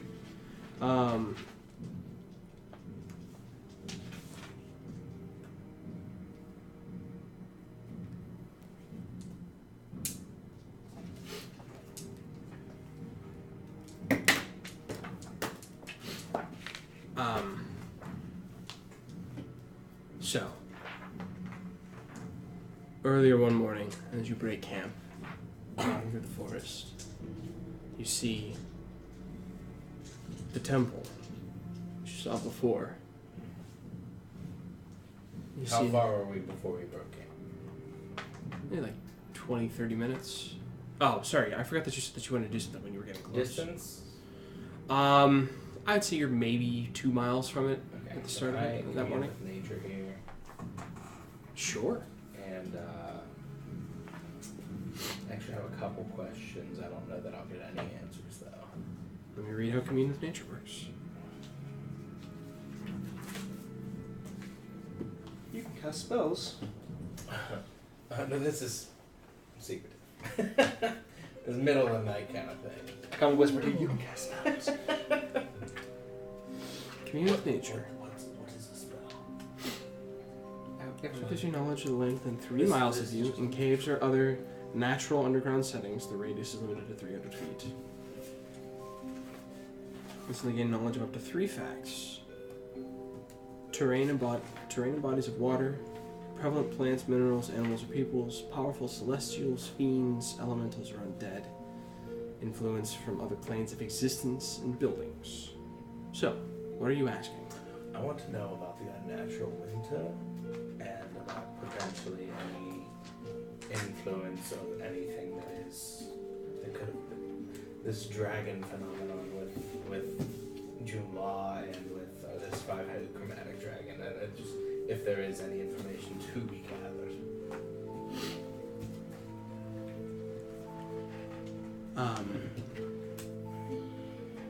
So you, taking a moment, and kneeling down in the snow whenever it's kind of quiet and you're by yourself, you pull out the bearskin cloak that you had before, and kind of looking into the head of the bear. Take a moment putting it on. You hear a low growl. You feel the presence, spirit of your animal spirit companion.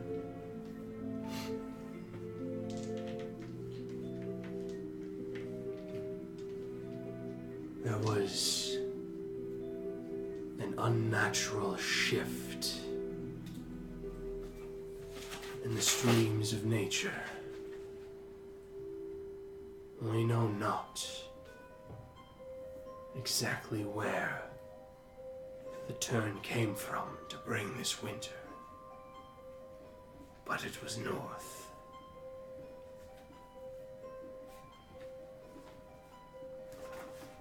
You hear nothing in response to the dragon phenomenon. You would have one more fact, if there's any other things you wish to gather. That's all I got. Take a moment. Enjoy the presence of the spirit companion. You open up your eyes. A shiver, a little cold snow kind of landed and gathered on your shoulders. So, all of you, Is it morning yet? it's morning, getting ready to break camp. Are we actually at the temple? You know that the temple is very close to where you are at this point. Still morning? Yes. Having known my area around it, where was the third shrine directionally from here? Really far southeast. Southeast. Yes. Junla, do you know what temple or what god this temple is to? From my remembering, this was the temple to Bahamut. Interesting.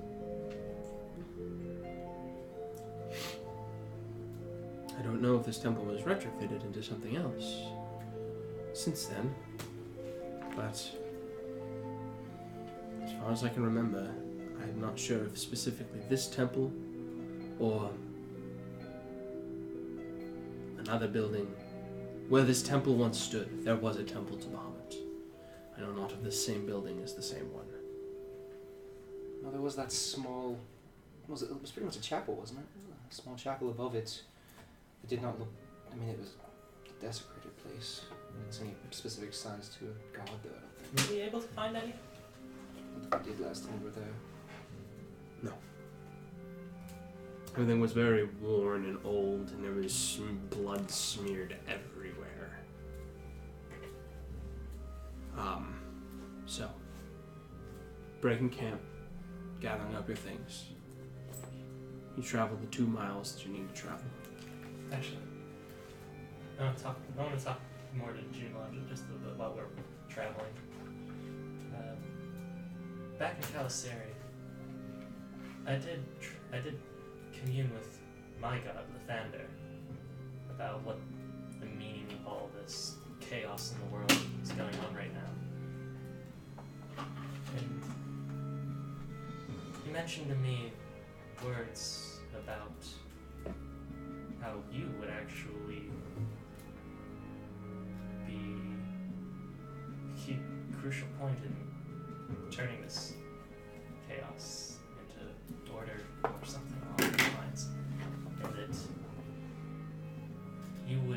to unlock the weapons needed for bringing down whatever malevolent force this was.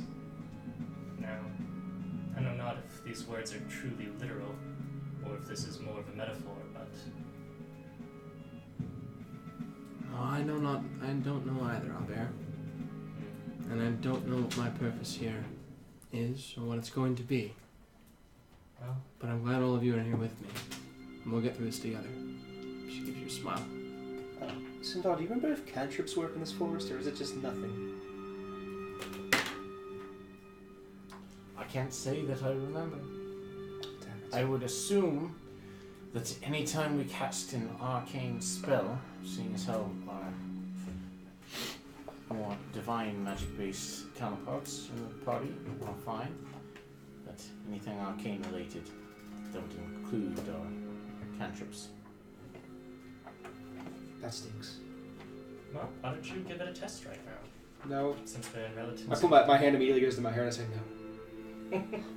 Well, it's better doing it now in relative safety than trying it in the heat of battle when you don't know what the Listen. consequences could be. You can cast a hair. You can cast a spell, a hair. You can get. I'm not losing my hair again. I'm just saying if you want to experiment, I'm now so would be flustered. the time. Listen, I love to experiment, but not now. Just don't step into any large pools of water. It's As you're traveling, actually, Sindal and Zarn, you begin to feel that pressure lift. You remember that when you were near the second junction before, or any of the junctions, you felt that arcane pressure lift. Oh yes, thank goodness. Specifically those two? They're the only ones that are affected by the magic in this forest. It does not impact divine magic. we got that divine shit, man. So, Praise be to you. Well, natural magic ends up around. as Essentially. you come into the clearing, I mean, yeah. you see the rusted iron fences. You see the broken fountain that was in front of the chapel before. And you see the small stone chapel that was in front of, or that was here before. Seems as if not much has changed. Don't see any signs of movement. Don't hear anything. What do you guys want to do? How big was the chapel? It wasn't that big, was it? It's super big. I mean, all of you can squeeze into it. Yeah, it was No small problem. because we bottlenecked those undead. I want to go into the chapel and look around a little bit. Taking a step forward, walking through the front door area, you see and smell what would remain from Well, it's been like 2-3 months. yeah It's cold. in cold fall weather It wouldn't. inside. It wouldn't be all drippy and. It wouldn't be nasty drippy, and- but there's It it's it had has- a must of it has death in a here, but it's just like, it wouldn't be, lingering like, scent. No, I rotting. know. You smell a lingering scent of death as you can see some of the undead corpses are still here in the doorway of this chapel. And there is like grime and muck all over the walls. And There's still long dried blood, gore smeared all along the walls of this chapel. I say, Sindal, you know prestidigitation, don't you? No. You don't? No. Does anybody? I'm What gonna are start. you trying to do? I just learned a new cantrip. I'm gonna start prestidigating and trying to clean some of the walls off with my prestidigitation. Oh, I wish people could pronounce that. actually. Prestidigitation? This is the second By job. far the best cantrip, honestly. So you see That was my favorite thing to do. No, it really Actually, is. It really is the best Yeah, that was my So you favorite. see as Zarn kind of takes a step over, you see him kind of flash his hands over the wall, and you see sparks of arcane energy. And you see some of the gore just kind of naturally rolling off onto the ground. It's a slow process. You're slowly I believe clearing it's. it off. I do 1 cubic foot at a time per action. So. Yeah. So you're slowly working over it. And over the course of, we'll say over the next like 15-20 minutes, you're kind of clearing off. You manage to clear off one whole section of Actually, wall. how big is this temple? Prestidigitation. It's like inside. Prestidigitation? Yeah, I think that's how you say it. Prestidigitation. Prestidigitation. Like I think it's such a cool word. 30 to 40 feet long, like 20 to 30 feet wide. It's a small chapel.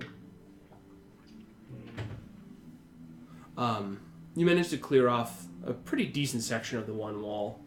Just And looking for if there's any sort of writing or symbols or anything that I can find in here by cleaning up. looking at it, this is all very worn and old.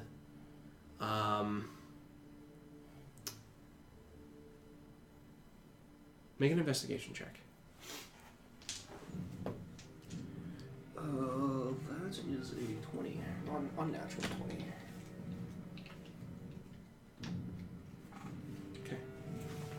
So, where specifically are you cleaning? You're just cleaning along the walls? Is there any? Well, just look. When I first look around, is there anything that looks like it might have been something that's been covered with gore or muck?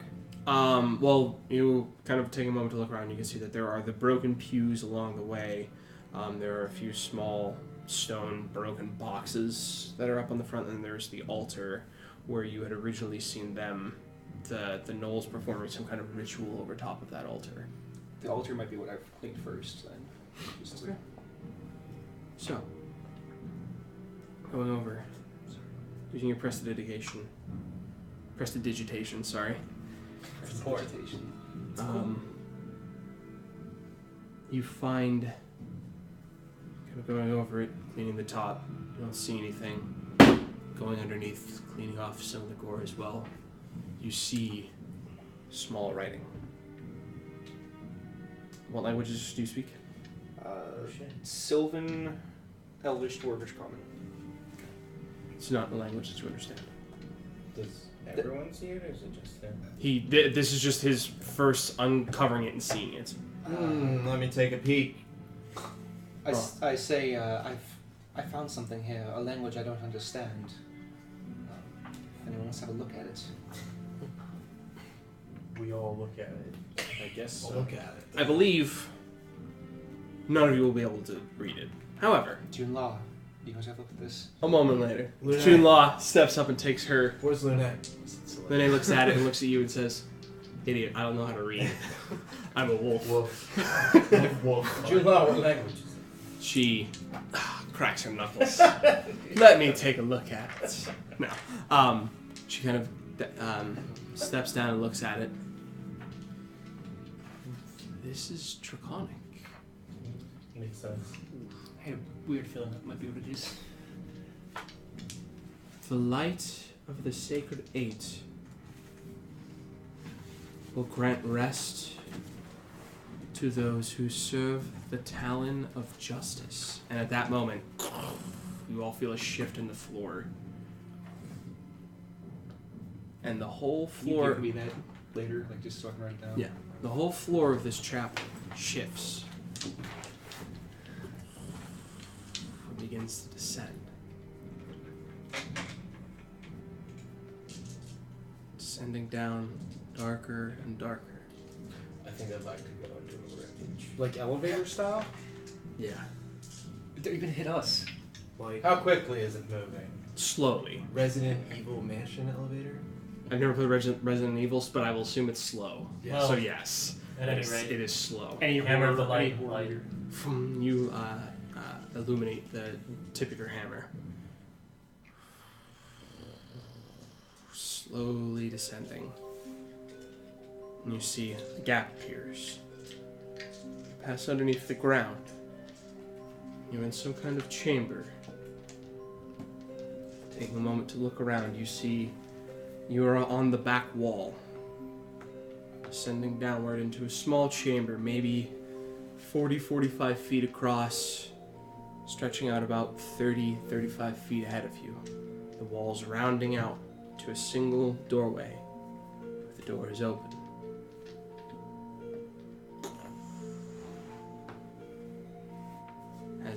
As it touches to the ground, you see Junla suddenly take a deep breath, kind of clutches at her chest, falls to one knee. seems to be panting heavily. Oh shit. Are you okay? What happened? She is fine. And you see and hear a voice ahead of you. Passing through the double doors ahead of you, you see a shadowy specter of a figure approaching towards you. Figure, transparent, looks almost corporeal. Heavy plate armor, shield on one arm, heavy gauntlets running up the length of its arms, a long sword sheathed at its side. A plate helmet with wings stretching out from the sides. Junla, it is good to see you have returned. You see the creature cross its arms in front of it and bow before her. At that moment, lifts off the helmet and holds it underneath its arm. And you see beneath, still transparent, shade, almost a shade of black over the whole thing, over its face. But you see red scales forming up to a head in the shape of a lizard. You see Junla look up and look at this creature. Forrest? Forrest Gump. It is good to see you have returned to the sanctuary, Junla. He steps forward, extending out his hand. Junla. Mom always said you were gonna be Stop. It wasn't even close to that word. At No, Boris was close to Forrest. Get out. Oh, actually, I thought he said Forrest, like with an F. all. we didn't. Forrest. No, we didn't. Yeah, I thought he said something. I thought it was Forrest. I'm kind of tired now. I'm gonna go home. I'll just stop the stream. I don't care. Sorry. I just said it. I blame Troy. The other one's making the jokes now. I stopped.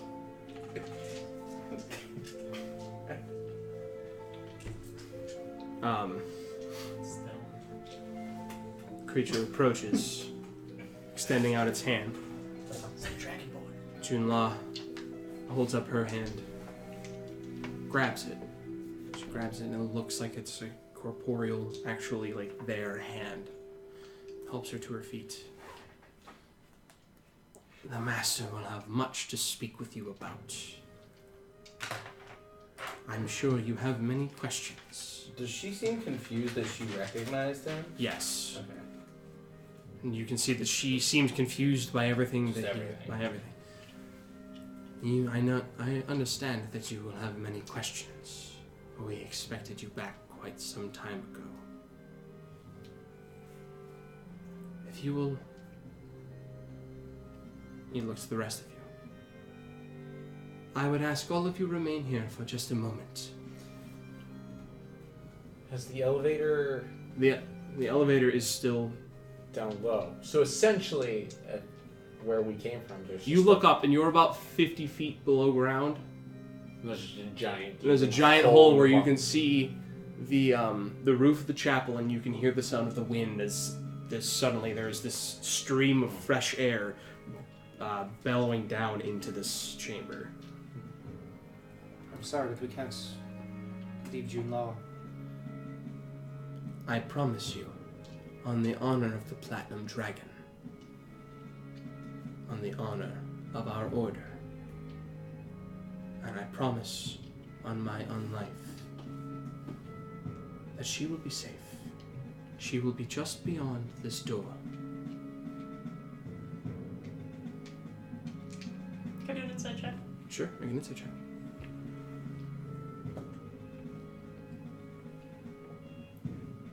I'm too good on the rolls tonight. 12 or 11. 11? No, that is a 12. It's hard to get an exact read. He doesn't. Having never seen a creature like this before, facial expressions are a little hard to read. With it being all scales, you're used to reading flesh. Much easier to read signs off of that. This is much more difficult. His eyes. His eyes are cold and black. If I might inquire, your order's name.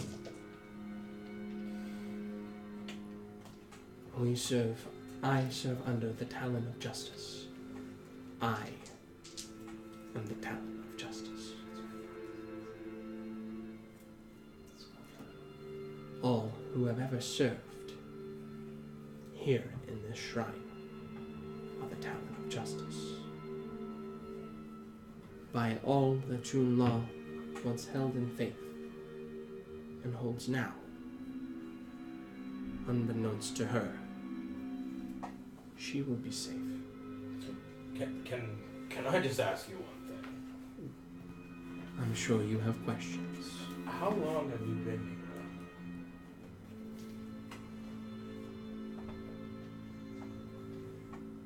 I do not know. It has been quite some time. Long ago, my physical body was laid to rest, but my task is too great to be limited by the life of a mortal form. You said his physical being is red and scales. It appears to be that so. Well, Dear Law, do you trust him?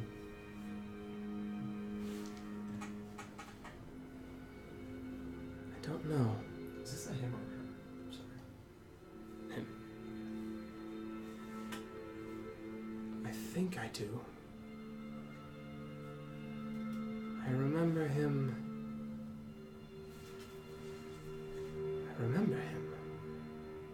You were much younger back then. And he kinda smiles. Yes, I was a young, arrogant dragonborn at that time.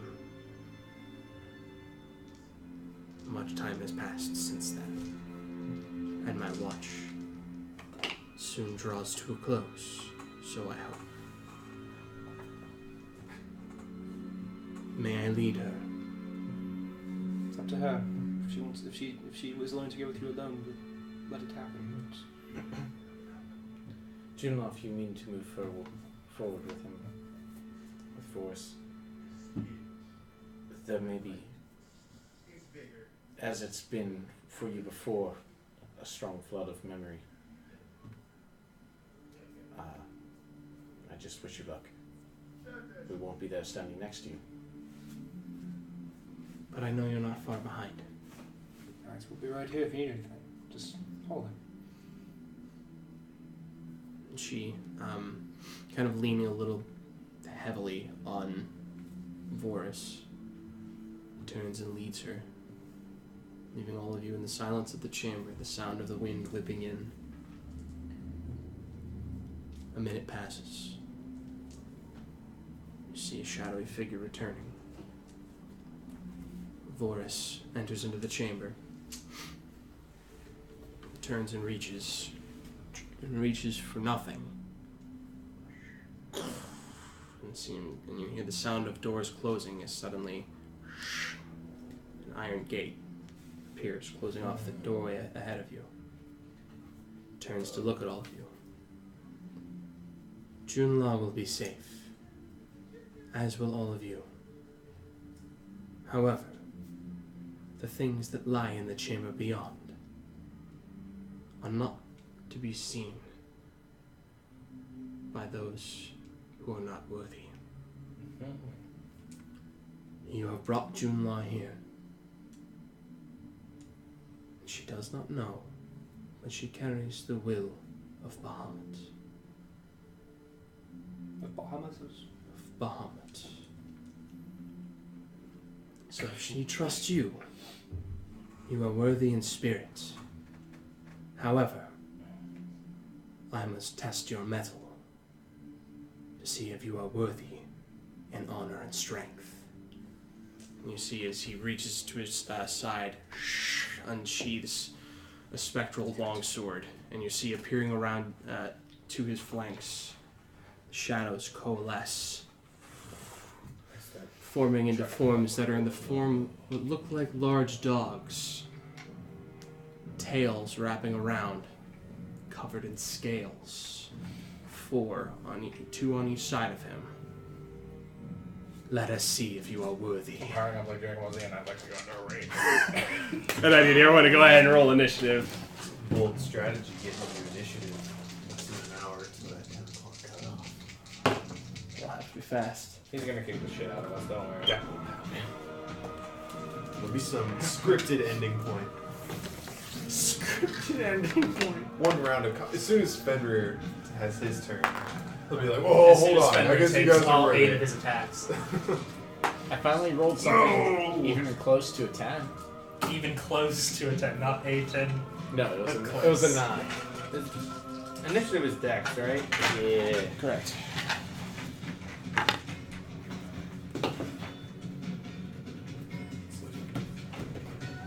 Not a good initiative roll. Shit. I gotta those are dragonborn dogs. It's dope. Dragonborn puppies. They're fucking puppies! It's a dragonborn pupper. Cut this song again. Come on, what? This song, always this song, just that one moment that. It's a good song though. It's just that one part of it. Yodi, I mean, what's a brief description of these creatures that were summoned again? It's like dog-like. Dragonborn pups. You'll see what they look like here in a second. he doesn't know that we're Eritrea. We're gonna rock him in 1 round. Doesn't know we're with Fenrir, the god of destruction and all things, and The god of gods, actually. the god of gods, the god killer, I'm gonna cast Leader of- 5th level blight on him immediately. Leader of pantheons. god of gods Me. reborn. Praise be to the pagan god Yagan. Damn. Instantly.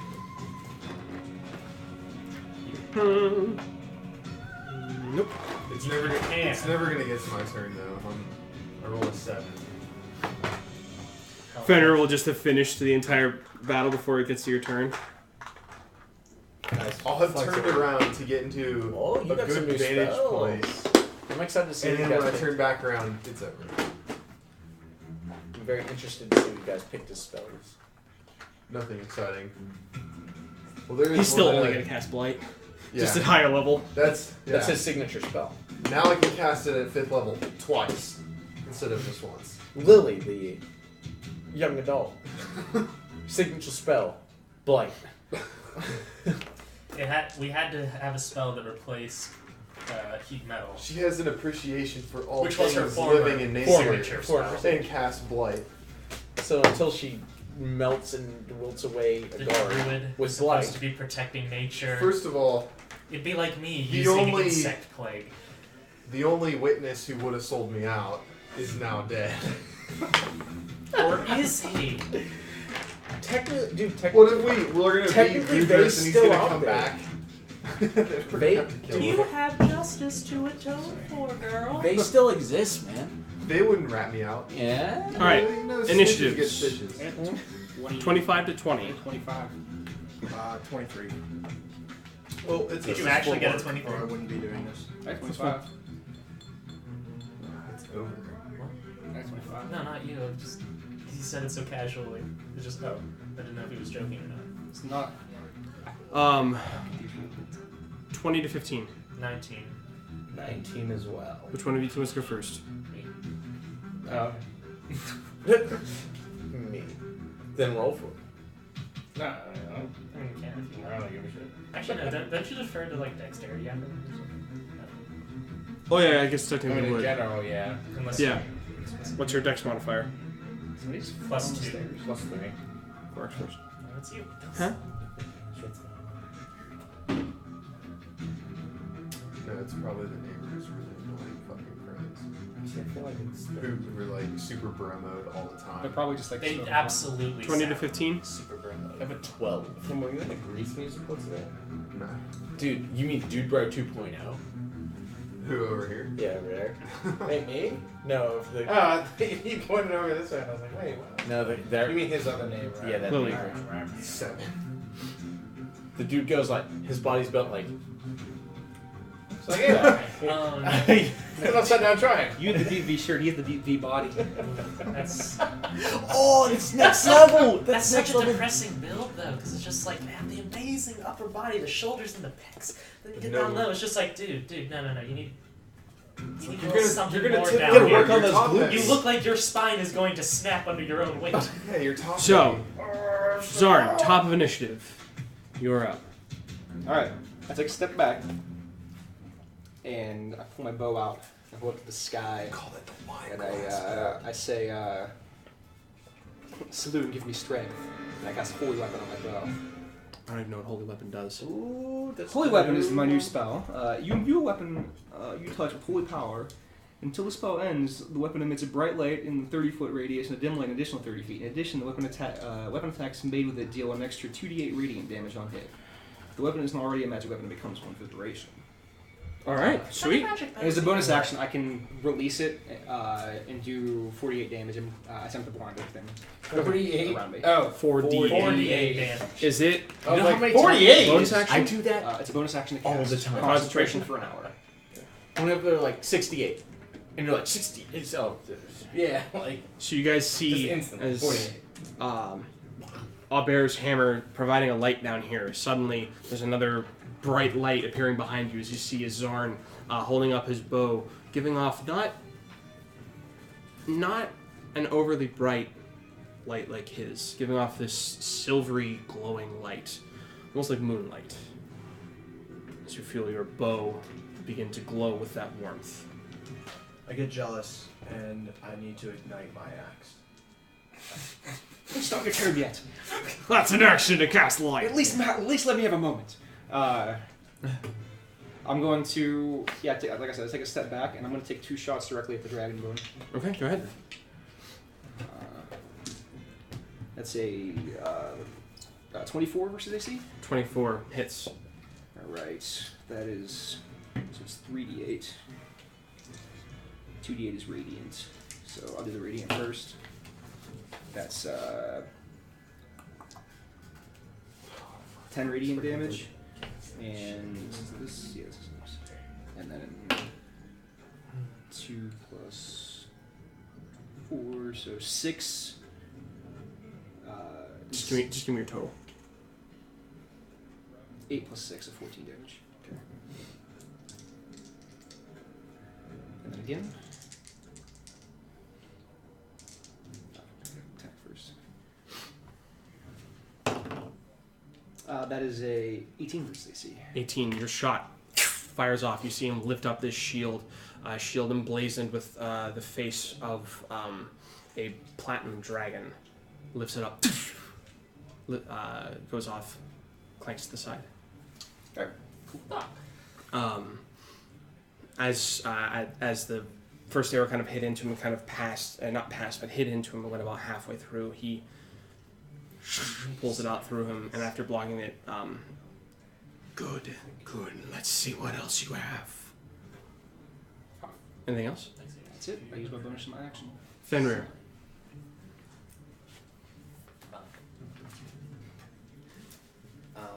How far away am I? I can't really see that. You are right here. You're only 15 feet away from him, Oh, really? or any of the drakes, really. Okay. I am going to cast. I don't know. I'd say Korak Well- next, but I know what you're going to do. First, I'd like to. I've been trying to pull this rage in it all night. Entering initiative, I've mounted Lene or no? No. You were as soon as initiative dropped, you were just standing, like you were standing next to her when he drew his weapon, and these things appeared. In that case, what do I use? Half my movement? Half your movement. Yeah. Is that half my movement? Never mind. Alright, so I'll do that, and then I will.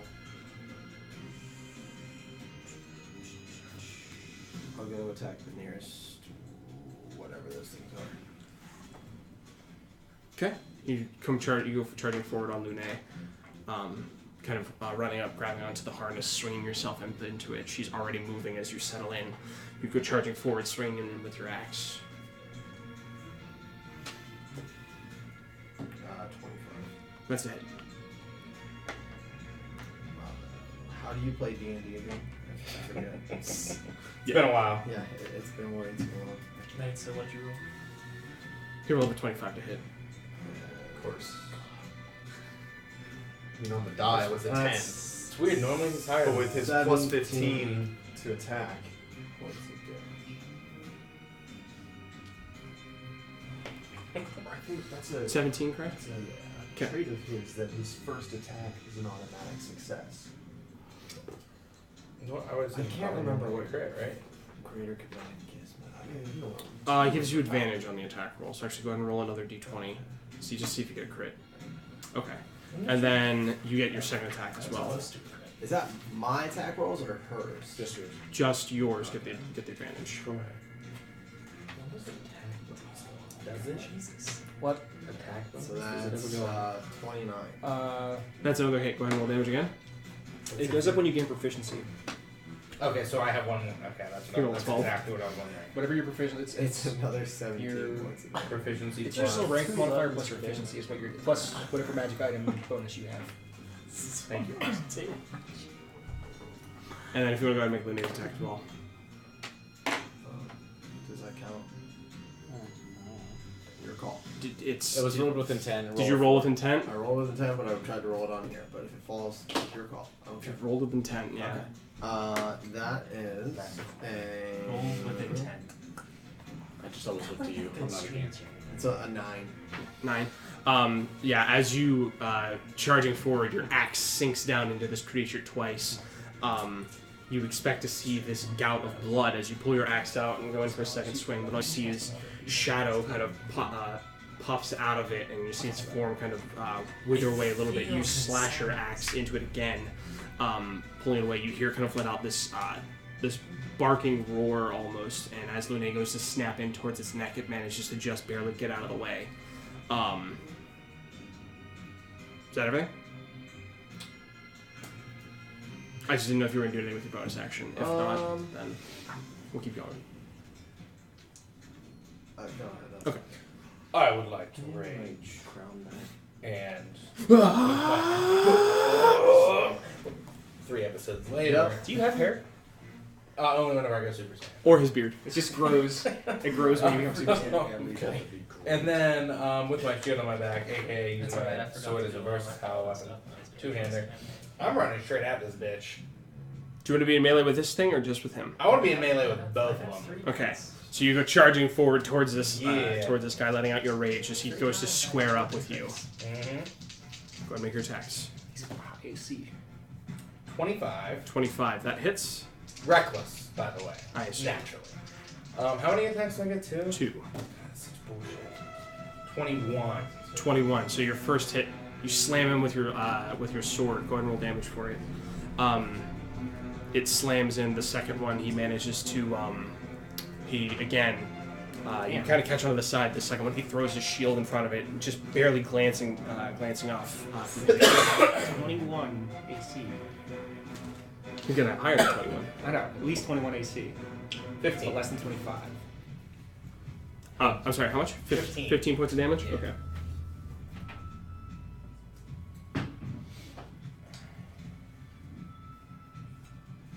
Okay. Sorry. Anything else? Up there. Alright. You're right here? I'm right there. Alright. So, I will first. I have a feeling I know what you're gonna do here. 5 enemies all in a group. What are you doing here? Why wouldn't you? Because I'm going to activate my Radiant Soul. Ooh. In contrast to his going Super Saiyan, I do my own Sailor Moon transformation. Correct. You yell, prepping yourself into battle, charging forward. Can you see him do a dance with like a staff? And The two of you locking blade and shield against one another, when suddenly you hear and see this blinding light come from behind you as Zar and Lily and Sindal you see appearing between the gaps that he has made in his armor. Mahal Shoujo Albert. These spectral angel wings float out. It's the straightest thing. There he is. There he is. As all of a sudden you see washboard abs Oh my God, there he is. appearing in his Just grab angelic them by the form. hand and just How is that grind them into exploding? oblivion. And I will, I actually can't see it from here. That's pretty cool. It's actually floating. Yeah. I will use my full flying movement to. Where's the box? Vintage rust. Wait, where's the box? I know you have them. What's in the box? What's in the box? Yeah. Relax. Pop that up. What's How what high is up are you actually in the moving? box? I'm gonna go up Pieces. 20 feet straight up, 10 feet forward. I should be able to work out that trigonometry in my head for the diagonal, but So, how far forward? 10 feet forward, 20 feet. Okay. Quick, how many squares are on that map? 250. Sumo fly up to about there. You see him flying up into this chamber, giving off this light, lighting up the entirety of the chamber Why does now. everyone always have to outdo me? Because your stats are amazing and you outclass us in literally every other way. Are you doing anything else Bonus action, Shield of Faith. on yourself? I assume. Yes. Yes. Taking that moment as you're flying up, you kind of clasp your holy symbol, and you see even more glowing radiant energy float around you. Next up, Am I? are you? It glitters with I the really glistening. hope you guys I wanted to do a turns bonus powering action, up but- and going crazy. Oh, yeah, and then no, it's we're- gonna get to me, we're and I'm gonna past fit the whole life and kill him. Next up is I Vorus. kind of wish my rage took like 2 days. Because then I actually like. Vorus. Oh, we got to power it up. Yeah. That's a cool idea. That's a cool idea. Vorus on his turn. The two of you kind of locked blades, blade and shield kind of pressing towards you. Yes. Show me your strength. And he disengages and goes in for 3 attacks against you. With advantage, correct? Correct? Attacks. Okay. I definitely went reckless. Okay. The first attack is a. First attack is a 30. Oh, yeah, that is Describing it, barely. just powering up. He's like, powering up, and the other guy's like, just like hitting him. There's too much energy flowing. Let me double check this. Wait, did he summon that thing? No, that is Albert. Oh, okay. That's a different spell to summon the incredible creature. As the He can do it. as he disengages with you and slams him with his first hit, it deals. 95 damage. Hope not. Your washboard abs are only 13 light points of radiant, damage so you halved set armor on, it to just creates like a 6, light and I need you to make a but it's like a wisdom saving throw. Oh shit. That's what light does. So it like makes this like corporeal like type of light second body around where you 14? 14. I can't As summon the sword force. slams into you, it doesn't so much cut. Part of the damage is not just, all of the damage, in fact, is all force damage. And as the sword slams into you, you thought you were going to be able to get your sword up and parry it in time, and he managed to just flick his sword around you. And as it slams into you, you realize this is a much more skilled swordsman than you realized, Oh, and no. you are frightened of him until the fuck end of off. his next turn. How close are you to me? That's a good question.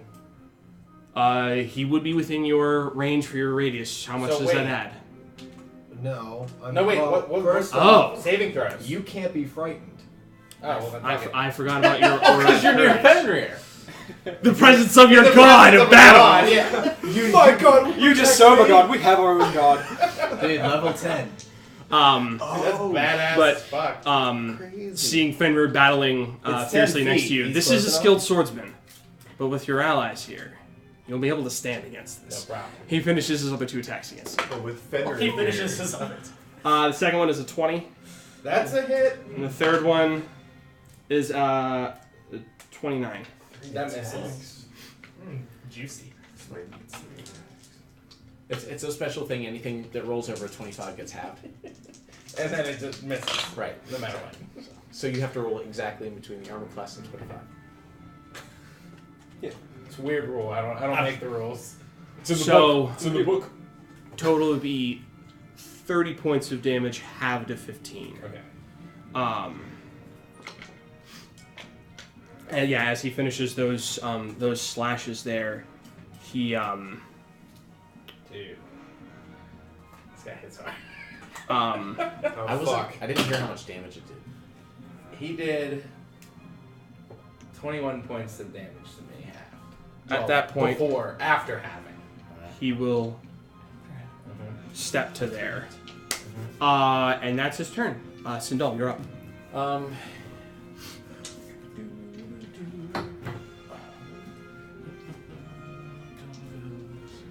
There's just the 4 things, right? So Yeah, there's this the I think 4. you might have been right. Might have been off a little bit Four more than yards, I right? started this encounter at 9 o'clock. I But was gonna say we gotta man, play because I wasn't gonna end the stream an hour early. That's So, a bold Sindel, what are you strategy, doing? man. You're right here. What strategy? I will step You gotta step one up. more step back to the wall. Me and him have the same idea. And I'm going to cast. I'm going to cast Hide behind. Melf's Like Night Mother? Meteors. It's a night. Okay. And She comes for you. I'm going to go big on this. Everyone's going big. And I'm going to cast a 4th level. Okay. You say MILF's meteors? Stop. Milf's mini meteors? And then on casting it, I can shoot 2 of them. Mm-hmm. So I'll shoot 2 at. Oh wait, who did Zorn attack? I attacked the guy first. That was the first one up. I shot 2 arrows at the guy. Okay, I attacked him as well. and you've attacked him as well. Mm-hmm. Then I'll just join suit, and I'm just gonna shoot 2 straight at him. Okay. So those are Dex saving throws. Dexterity saving throws for both. Okay. First one's a 9. Second one's a natural 20.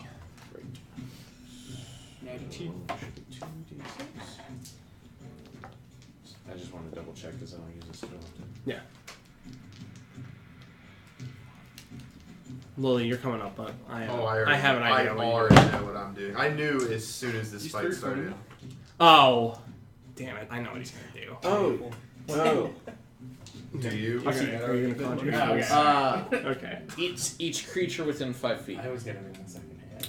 So that includes the creature, this thing, and Korak. Okay.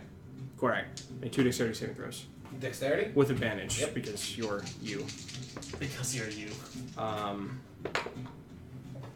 The one it passes one and fails the other. So 20 and 2 natural 20s on the second roll. So you reduce the damage from his Mel's minute meteors. Alright, so it is 9 for the first one. MILFs, 9 points of Why would I fire get 2 damage. natural 20s Fire. on one roll? Fire? That's such Okay. bullshit. The dice 5 gods for the second. laugh. I hate me. Okay. So 9. Wait, how much was for the second? 5. 5. Okay. So half of 9. So you take 4 points of damage, and then 2 points of damage. Actually, no, because you have that even more. One. It's just 3 points. So you take 3 points of damage. Wait.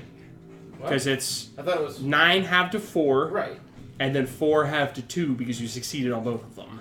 Oh, I thought And it you're was, raging. I thought it was one hit then another. Okay, I got you. So you take in total 3 points of fire that's, damage. That's pretty rough. You're right.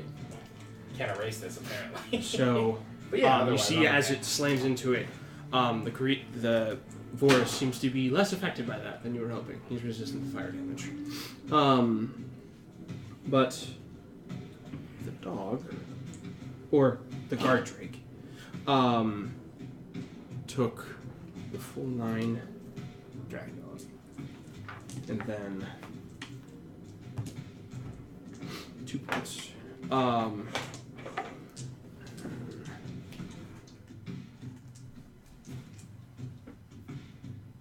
Okay. Alright. At the end of your turn, Vorus is going to use 2 of his legendary actions to do. You see, as the fire slams into him, he says, "Yes, fire. I have fire of my own." Oh god. When he breathes out a cone of fire, I need Korak, Yeah. Lune, and Fenrir all to make dexterity saving Can I use throws. one of my natural 20s from the last? No. You do get plus Dexterity 2. saving throws. I get a +2. Am I It's a near 15-foot Fenrir? cone. Who's near me? 10 feet.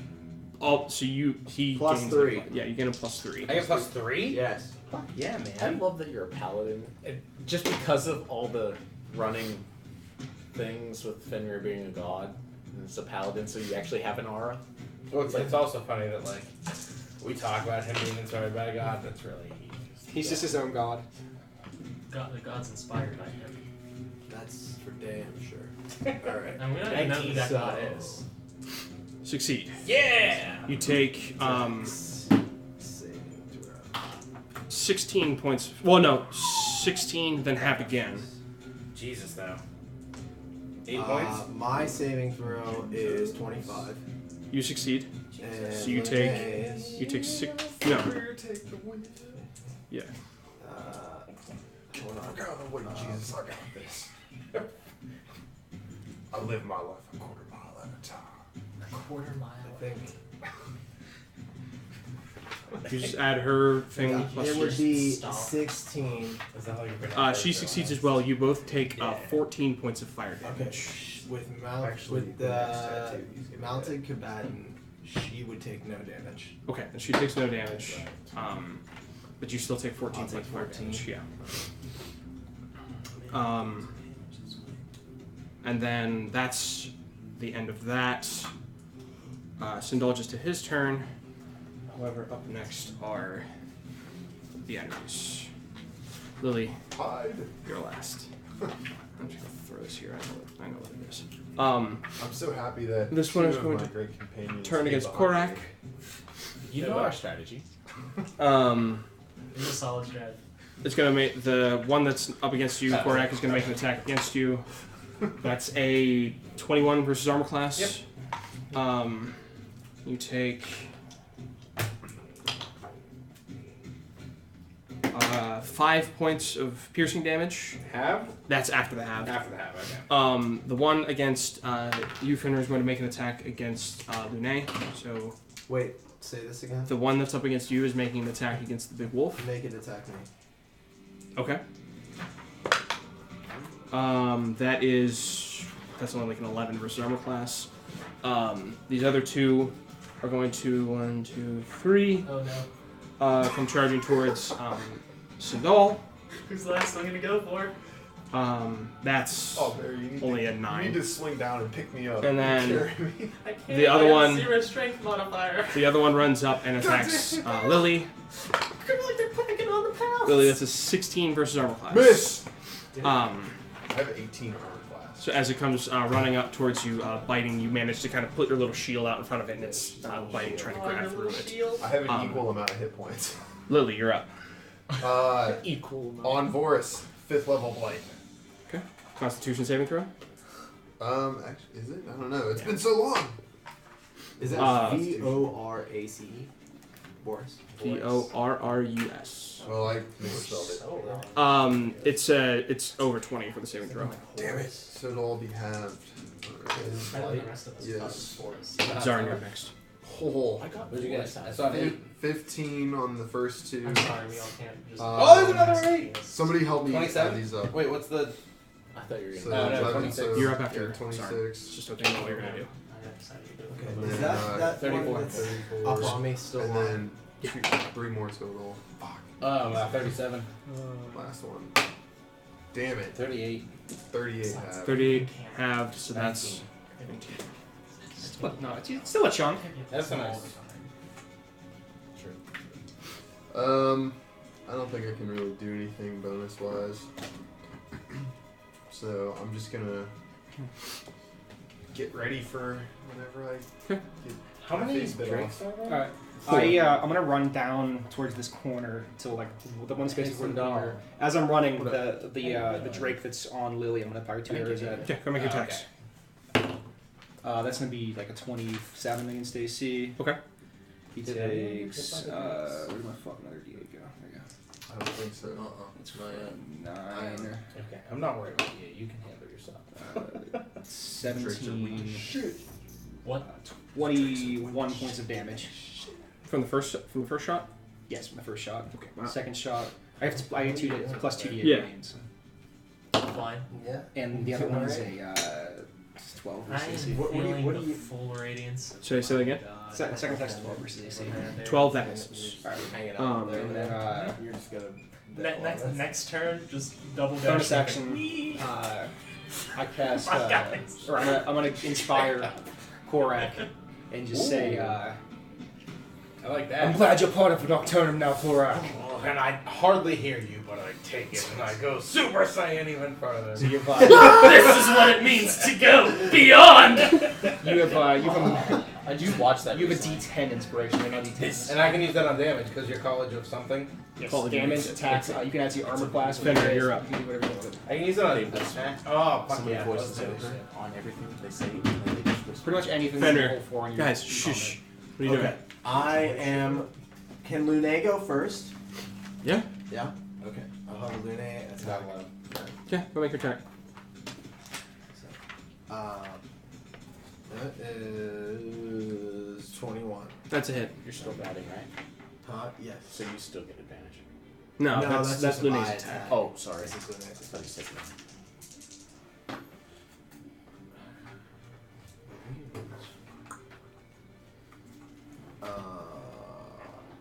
That's 11 points of damage. Okay. Lune, this thing kind of ducked out of the way before, went to try to snap at Lune. You managed to kind of put your own axe into the way, kind of catching it. Okay. And Lune, taking that opportunity, lunges forward, sinks her neck into the, sinks her teeth into the neck of this creature, and crunches down. And as she does, the creature What? disperses into Is shadow. that the first time I got hit? No, he slashed it twice with his axe last okay, turn for okay. 500 damage. Okay. I am now going to. Fuck bitches. You can get money. Oh, fuck my. And Ebola. God damn it. Alright. I'm gonna move up to. Voris. And I will attack him. I do know to it. Okay. It's straight down. Bye. That was a good section. I'm glad Wednesday finally rolled around again. It's been a while. Wait. No. Wait. Yes, I am. I'm not gonna attack him though. Okay. Sorry. Actually, I read this wrong. I'm sorry. Okay. Can I move? You're here. Where you Yeah, going? I'm gonna move behind Korak and like kind of in between the Drake thing and him and Korak. Yeah, like right there. That's fine. As long Okay. as you're near me, I'm happy. Okay. I'm going to cast Command second level Okay. on all 3 of those things. What?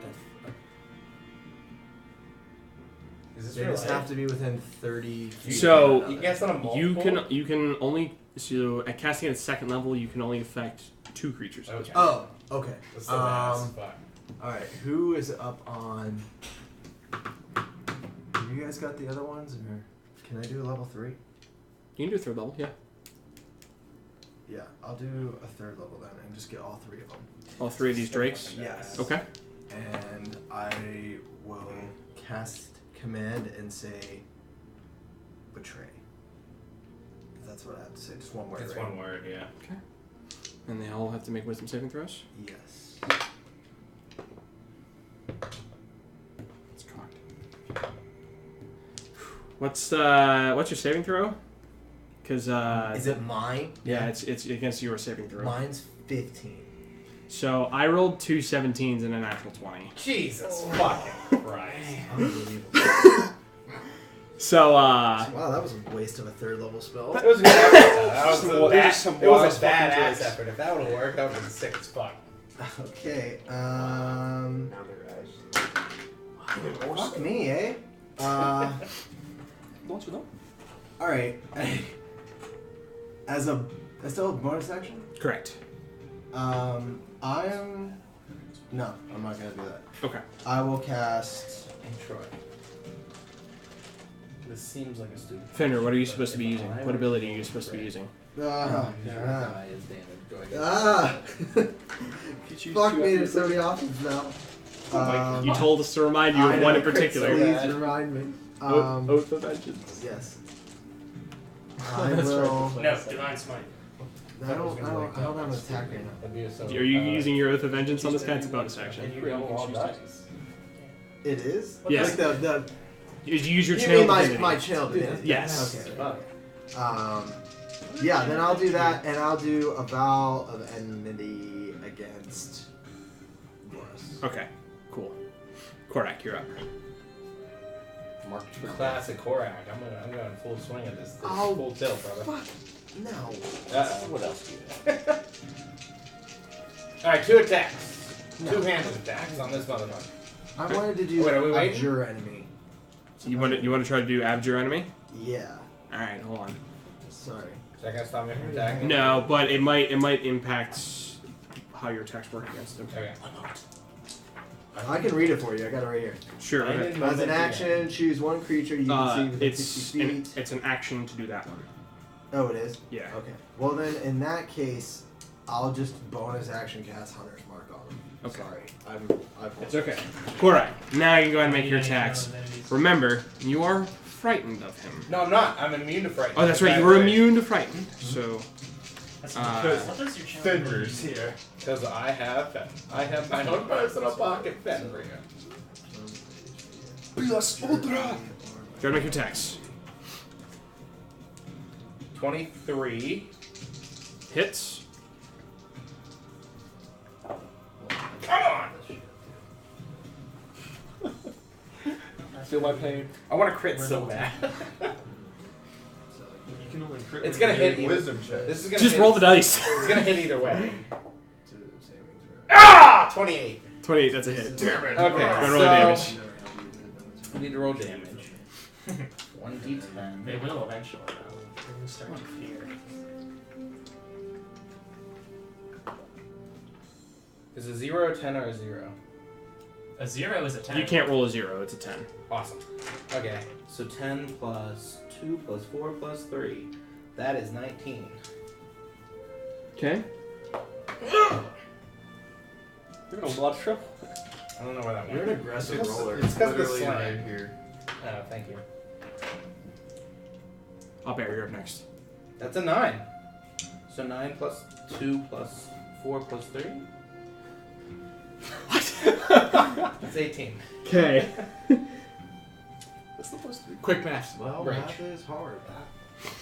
Now plus I'll bear, you're up. What are you doing? You're floating up in the air, your angelic wings. That was a lot of damage.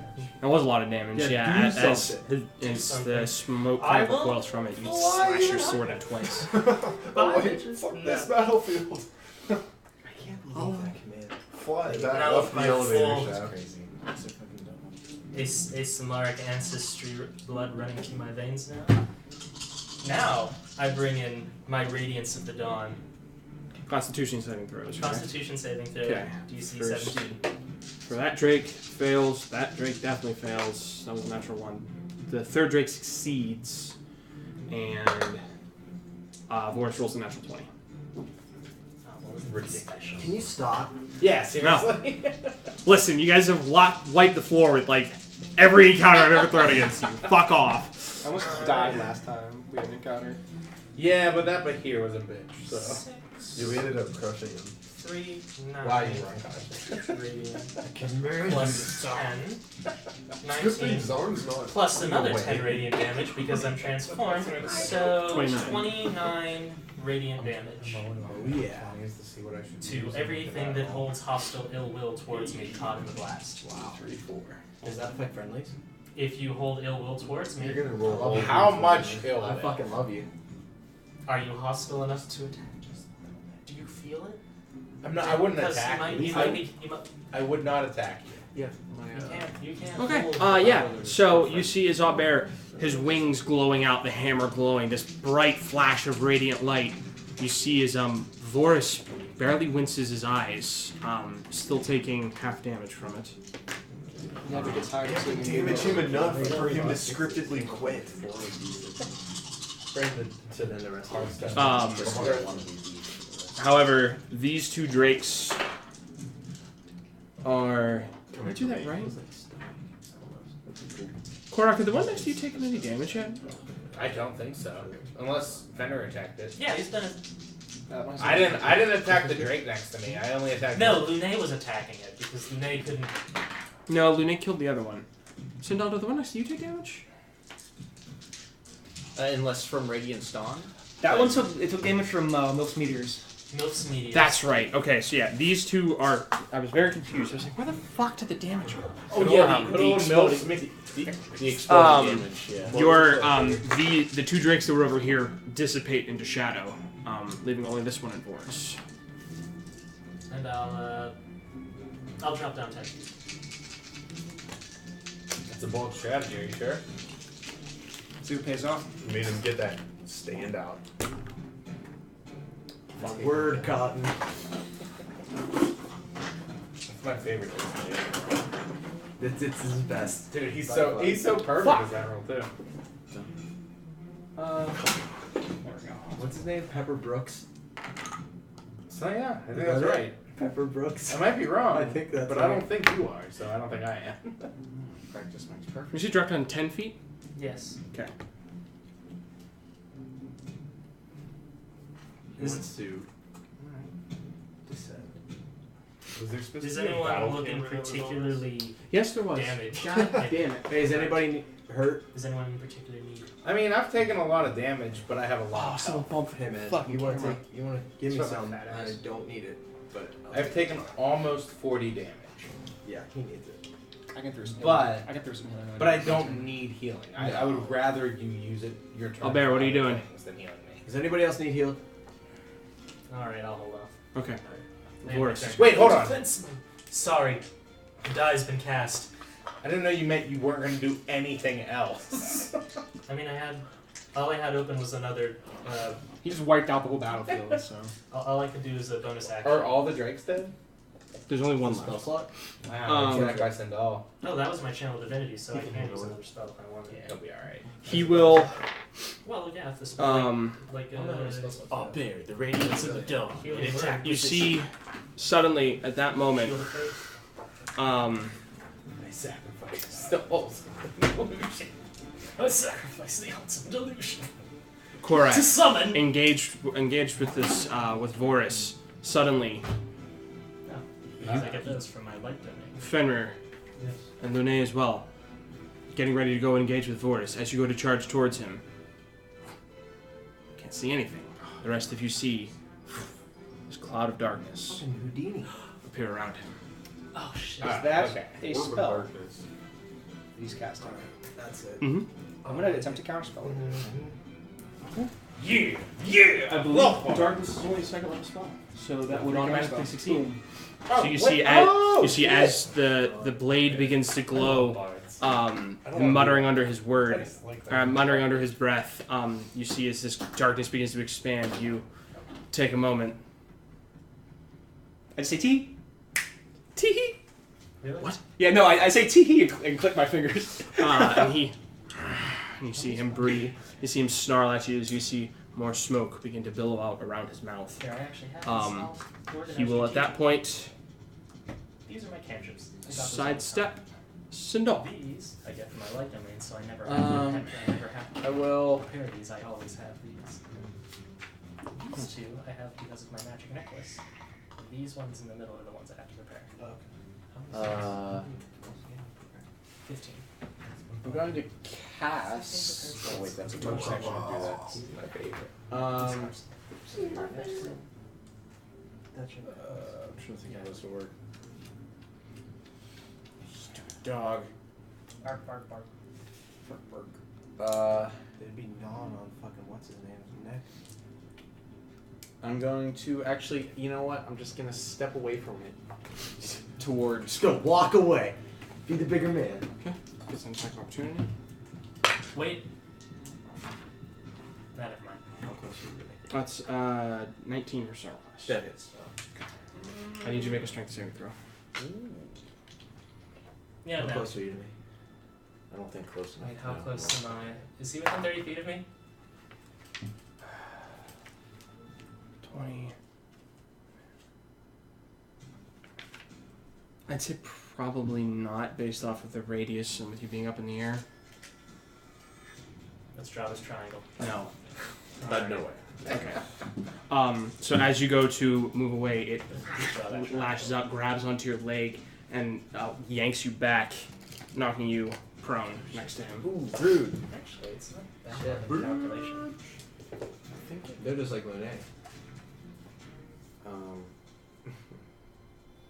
Are we allowed to know their DC? No. I think you could still get up and walk back away. It just takes most of your movement. Yeah, It's like you half can of it. still stand up. It'll be half your movement, and then you can only move 15 feet. Starting to remember rules. Right. I know it is. Yeah. So I guess I'll It just is stand also back up and then scary. step away Oh, again. make a concentration check. Yeah, that's what I meant. That's what I was. Wednesday. I know. That's a natural. Yeah, fine. My phone's been lying to me like every day after Tuesday. Yeah. So I'll just. I only wanted to move a couple steps anyways. Okay. So then I'm gonna throw 2 meteors at it. 2 dex throws. Fails Throw 2 and meteors at succeeds. 4 for the first. Okay. 5 for the second. So how much for the first? 4 for the first. So 2. And then how much for the second? 5. Just so 7 total.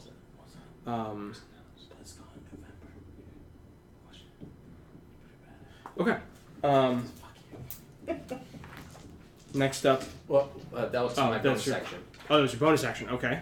And then I'm going to on it again. Okay. Cast the new cantrip, right? Toll the Dead, which is. Make sure I get this right. It failed. I rolled a 4 either way. What's so it called? Toll of the Dead? Just toll the dead. Toll the Dead. Which. You know, you give Must the pay the toll. dead a toll. The troll toll. If you want to give the boys toll, the dead have to pay the toll. Stop. That makes sense. It just sounds like you're trying to say boy hole. Which is 14. 14. Points of necrotic You stepping backwards, kind of flick out your wand, and the 2 most minute meteors slam into it. And kind of, you can see some of the shadow begin to rise off of it, falling apart. You wiggle your wand back and forth, and all of you hear this soft ringing. And suddenly the creature Nice. Starts the salad. at the end of your turn, it having recharged, God damn it. Vorus is going to use another breath weapon. Korak, Lune, and Yeah, Fenrir. no problem. I need you to make dexterity saving throws. How far does that go? I'm in that line now.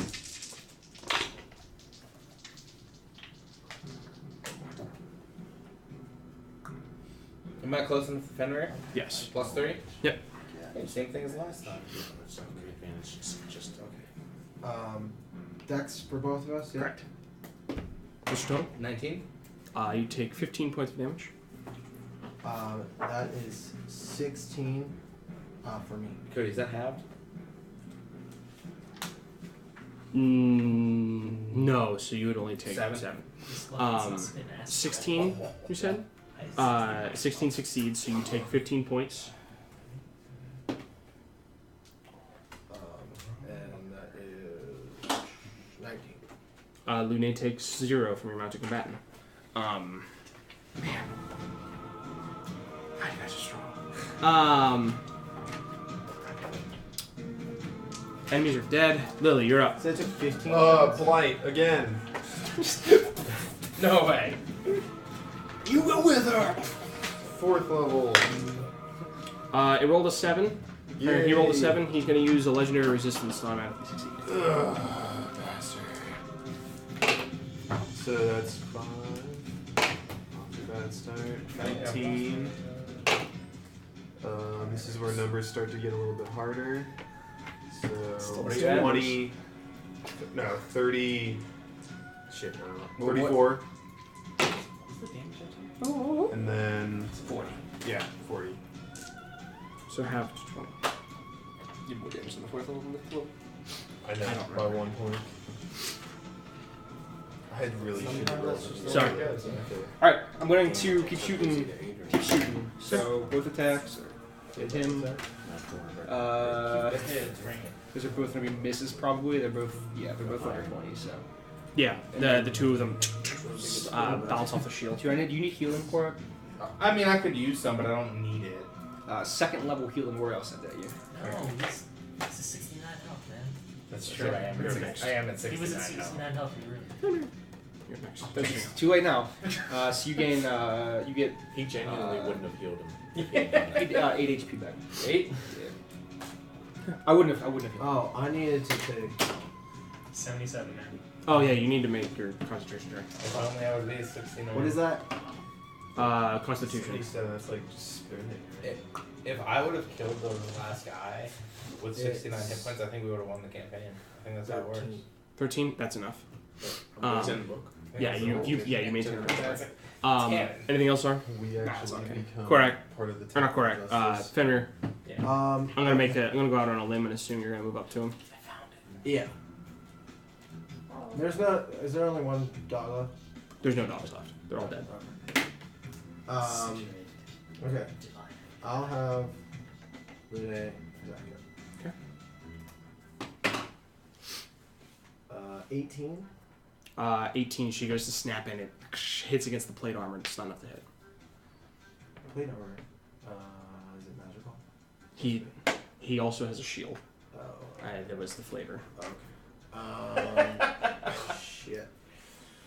Okay. Taste the rainbow, frankly.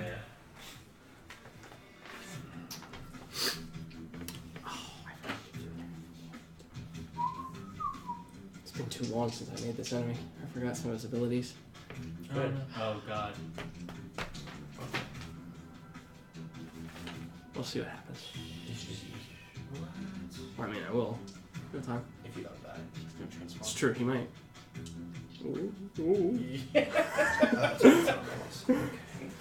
Alright, I'll attack. Okay. Crit. You gotta be fucking kidding me. It's over. All I want to do is crit, and this motherfucker's gonna kick ass. Is it? I'll divine smite level 3. So that's 4d8 plus 1 billion d12 damage. and then double that. And a d6. That's absurd. 48. He's a paladin! That is You absurd. guys want to go to Permanent? Yeah, right. Like, while This this, shit's over. we'll be back before the Oh, time's over. 48, Oh my a God. d12. It's over. And then double that. And a d6. And a d6. And then just double that. Roll all of it and double the number. Oh yeah, Hunter's Mark is I don't like doing that, but. Well, it's way faster and it's already 10 o'clock. Alright. 1, 1, 1. 1, 1, 1. 6 damage. 12.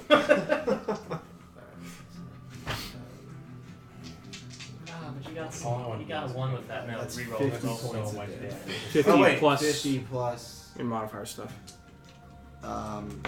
56 points of damage. It's 6 points of Okay, damage. so that's a 25 Doesn't the roll. modifier stuff also get them? Huh? That's No, that was a modifier roll does of not get 25 doubled, and then Yes. plus your. Oh. Okay. So that's your first attack. First attack. Reasonable. Now we're gonna do your second attack. Another crit. Crit. We'll just keep it. Or Keep just- it here just in case. Oh wait. No. Now I want to roll to see if I get to lop off one of his limbs. Oh, yeah. There I go. Okay. So here comes my second attack. Chop off on his spectral limbs. Are we good enough for you now, bitch? Oh, that is a 15. 15. Your first blow slamming into it, you see it sink deep, cutting through the armor. Even with it being made of shadows, you see one of the buckles kind of snap as it cuts in. Some of the armor begins to fall away. He kind of pushes it back. You go in for the second swing, and he deflects to the side with his sword. Is he frightened now? For him, I'm going to...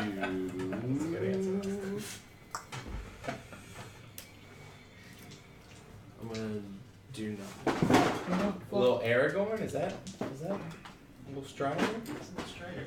I liked it. At that point, him kind of pushing the axe to the side, he takes a step back and kind of flips his pommel. He flips his sword around in his grip and kind of holds the sword out with the blade towards him, pommel out. I yield. No! Damn fucking right! Motherfucker. KS'd again. God damn it. You've proven that you are at least competent in battle. KS. Can we keep attacking him?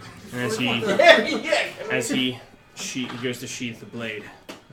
Had I my physical form, this battle would have gone very differently. It would have taken a little longer. Sure. Come. It would have been The inner sanctum awaits. As he turns and walks back, Barry and everyone else kind of settling down to the ground. He pushes the door open, and you can see the hallway leading ahead of you.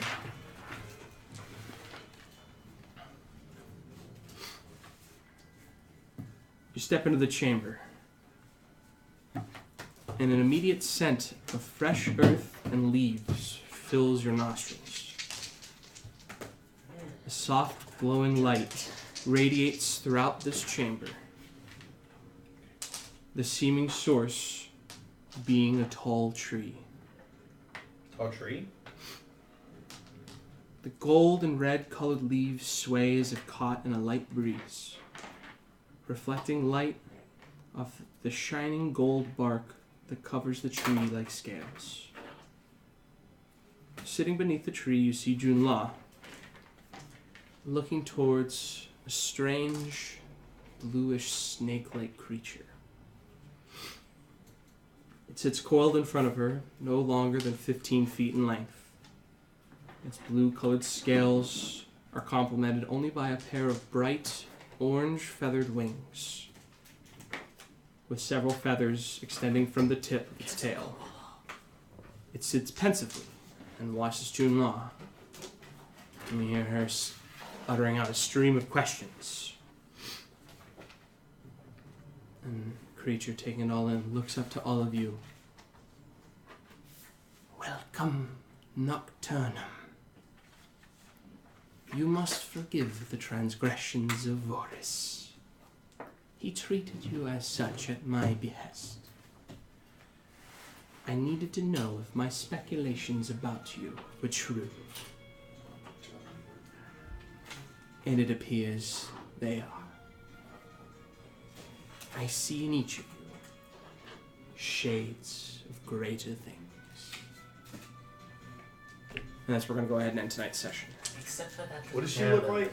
I rather. There's a dog. You'll get another description of it next week. I do not. I rather Because enjoy that my Boris' note challenge. ends with Junla sits beneath the tree talking to, and I don't know what she looks like. Guys, thank you for anyone that was watching. I hope you guys enjoyed it. Let's make picturing a 2018 a more viewable year. More We'll views. try. Spread the word. There's one person that commented in chat. That sounds It's shitty. Ryan. Maybe But if Jim shares our link. shut up. The YouTube star, Jay? Guys, Yeah. I hope anyone that was watching enjoyed it. We'll be uploading this to YouTube. Back again next week, 6:30 p.m. Eastern. Hashtag soon. Is what? I So I Wednesday didn't see his real big video. I saw his other ones before that and I liked them.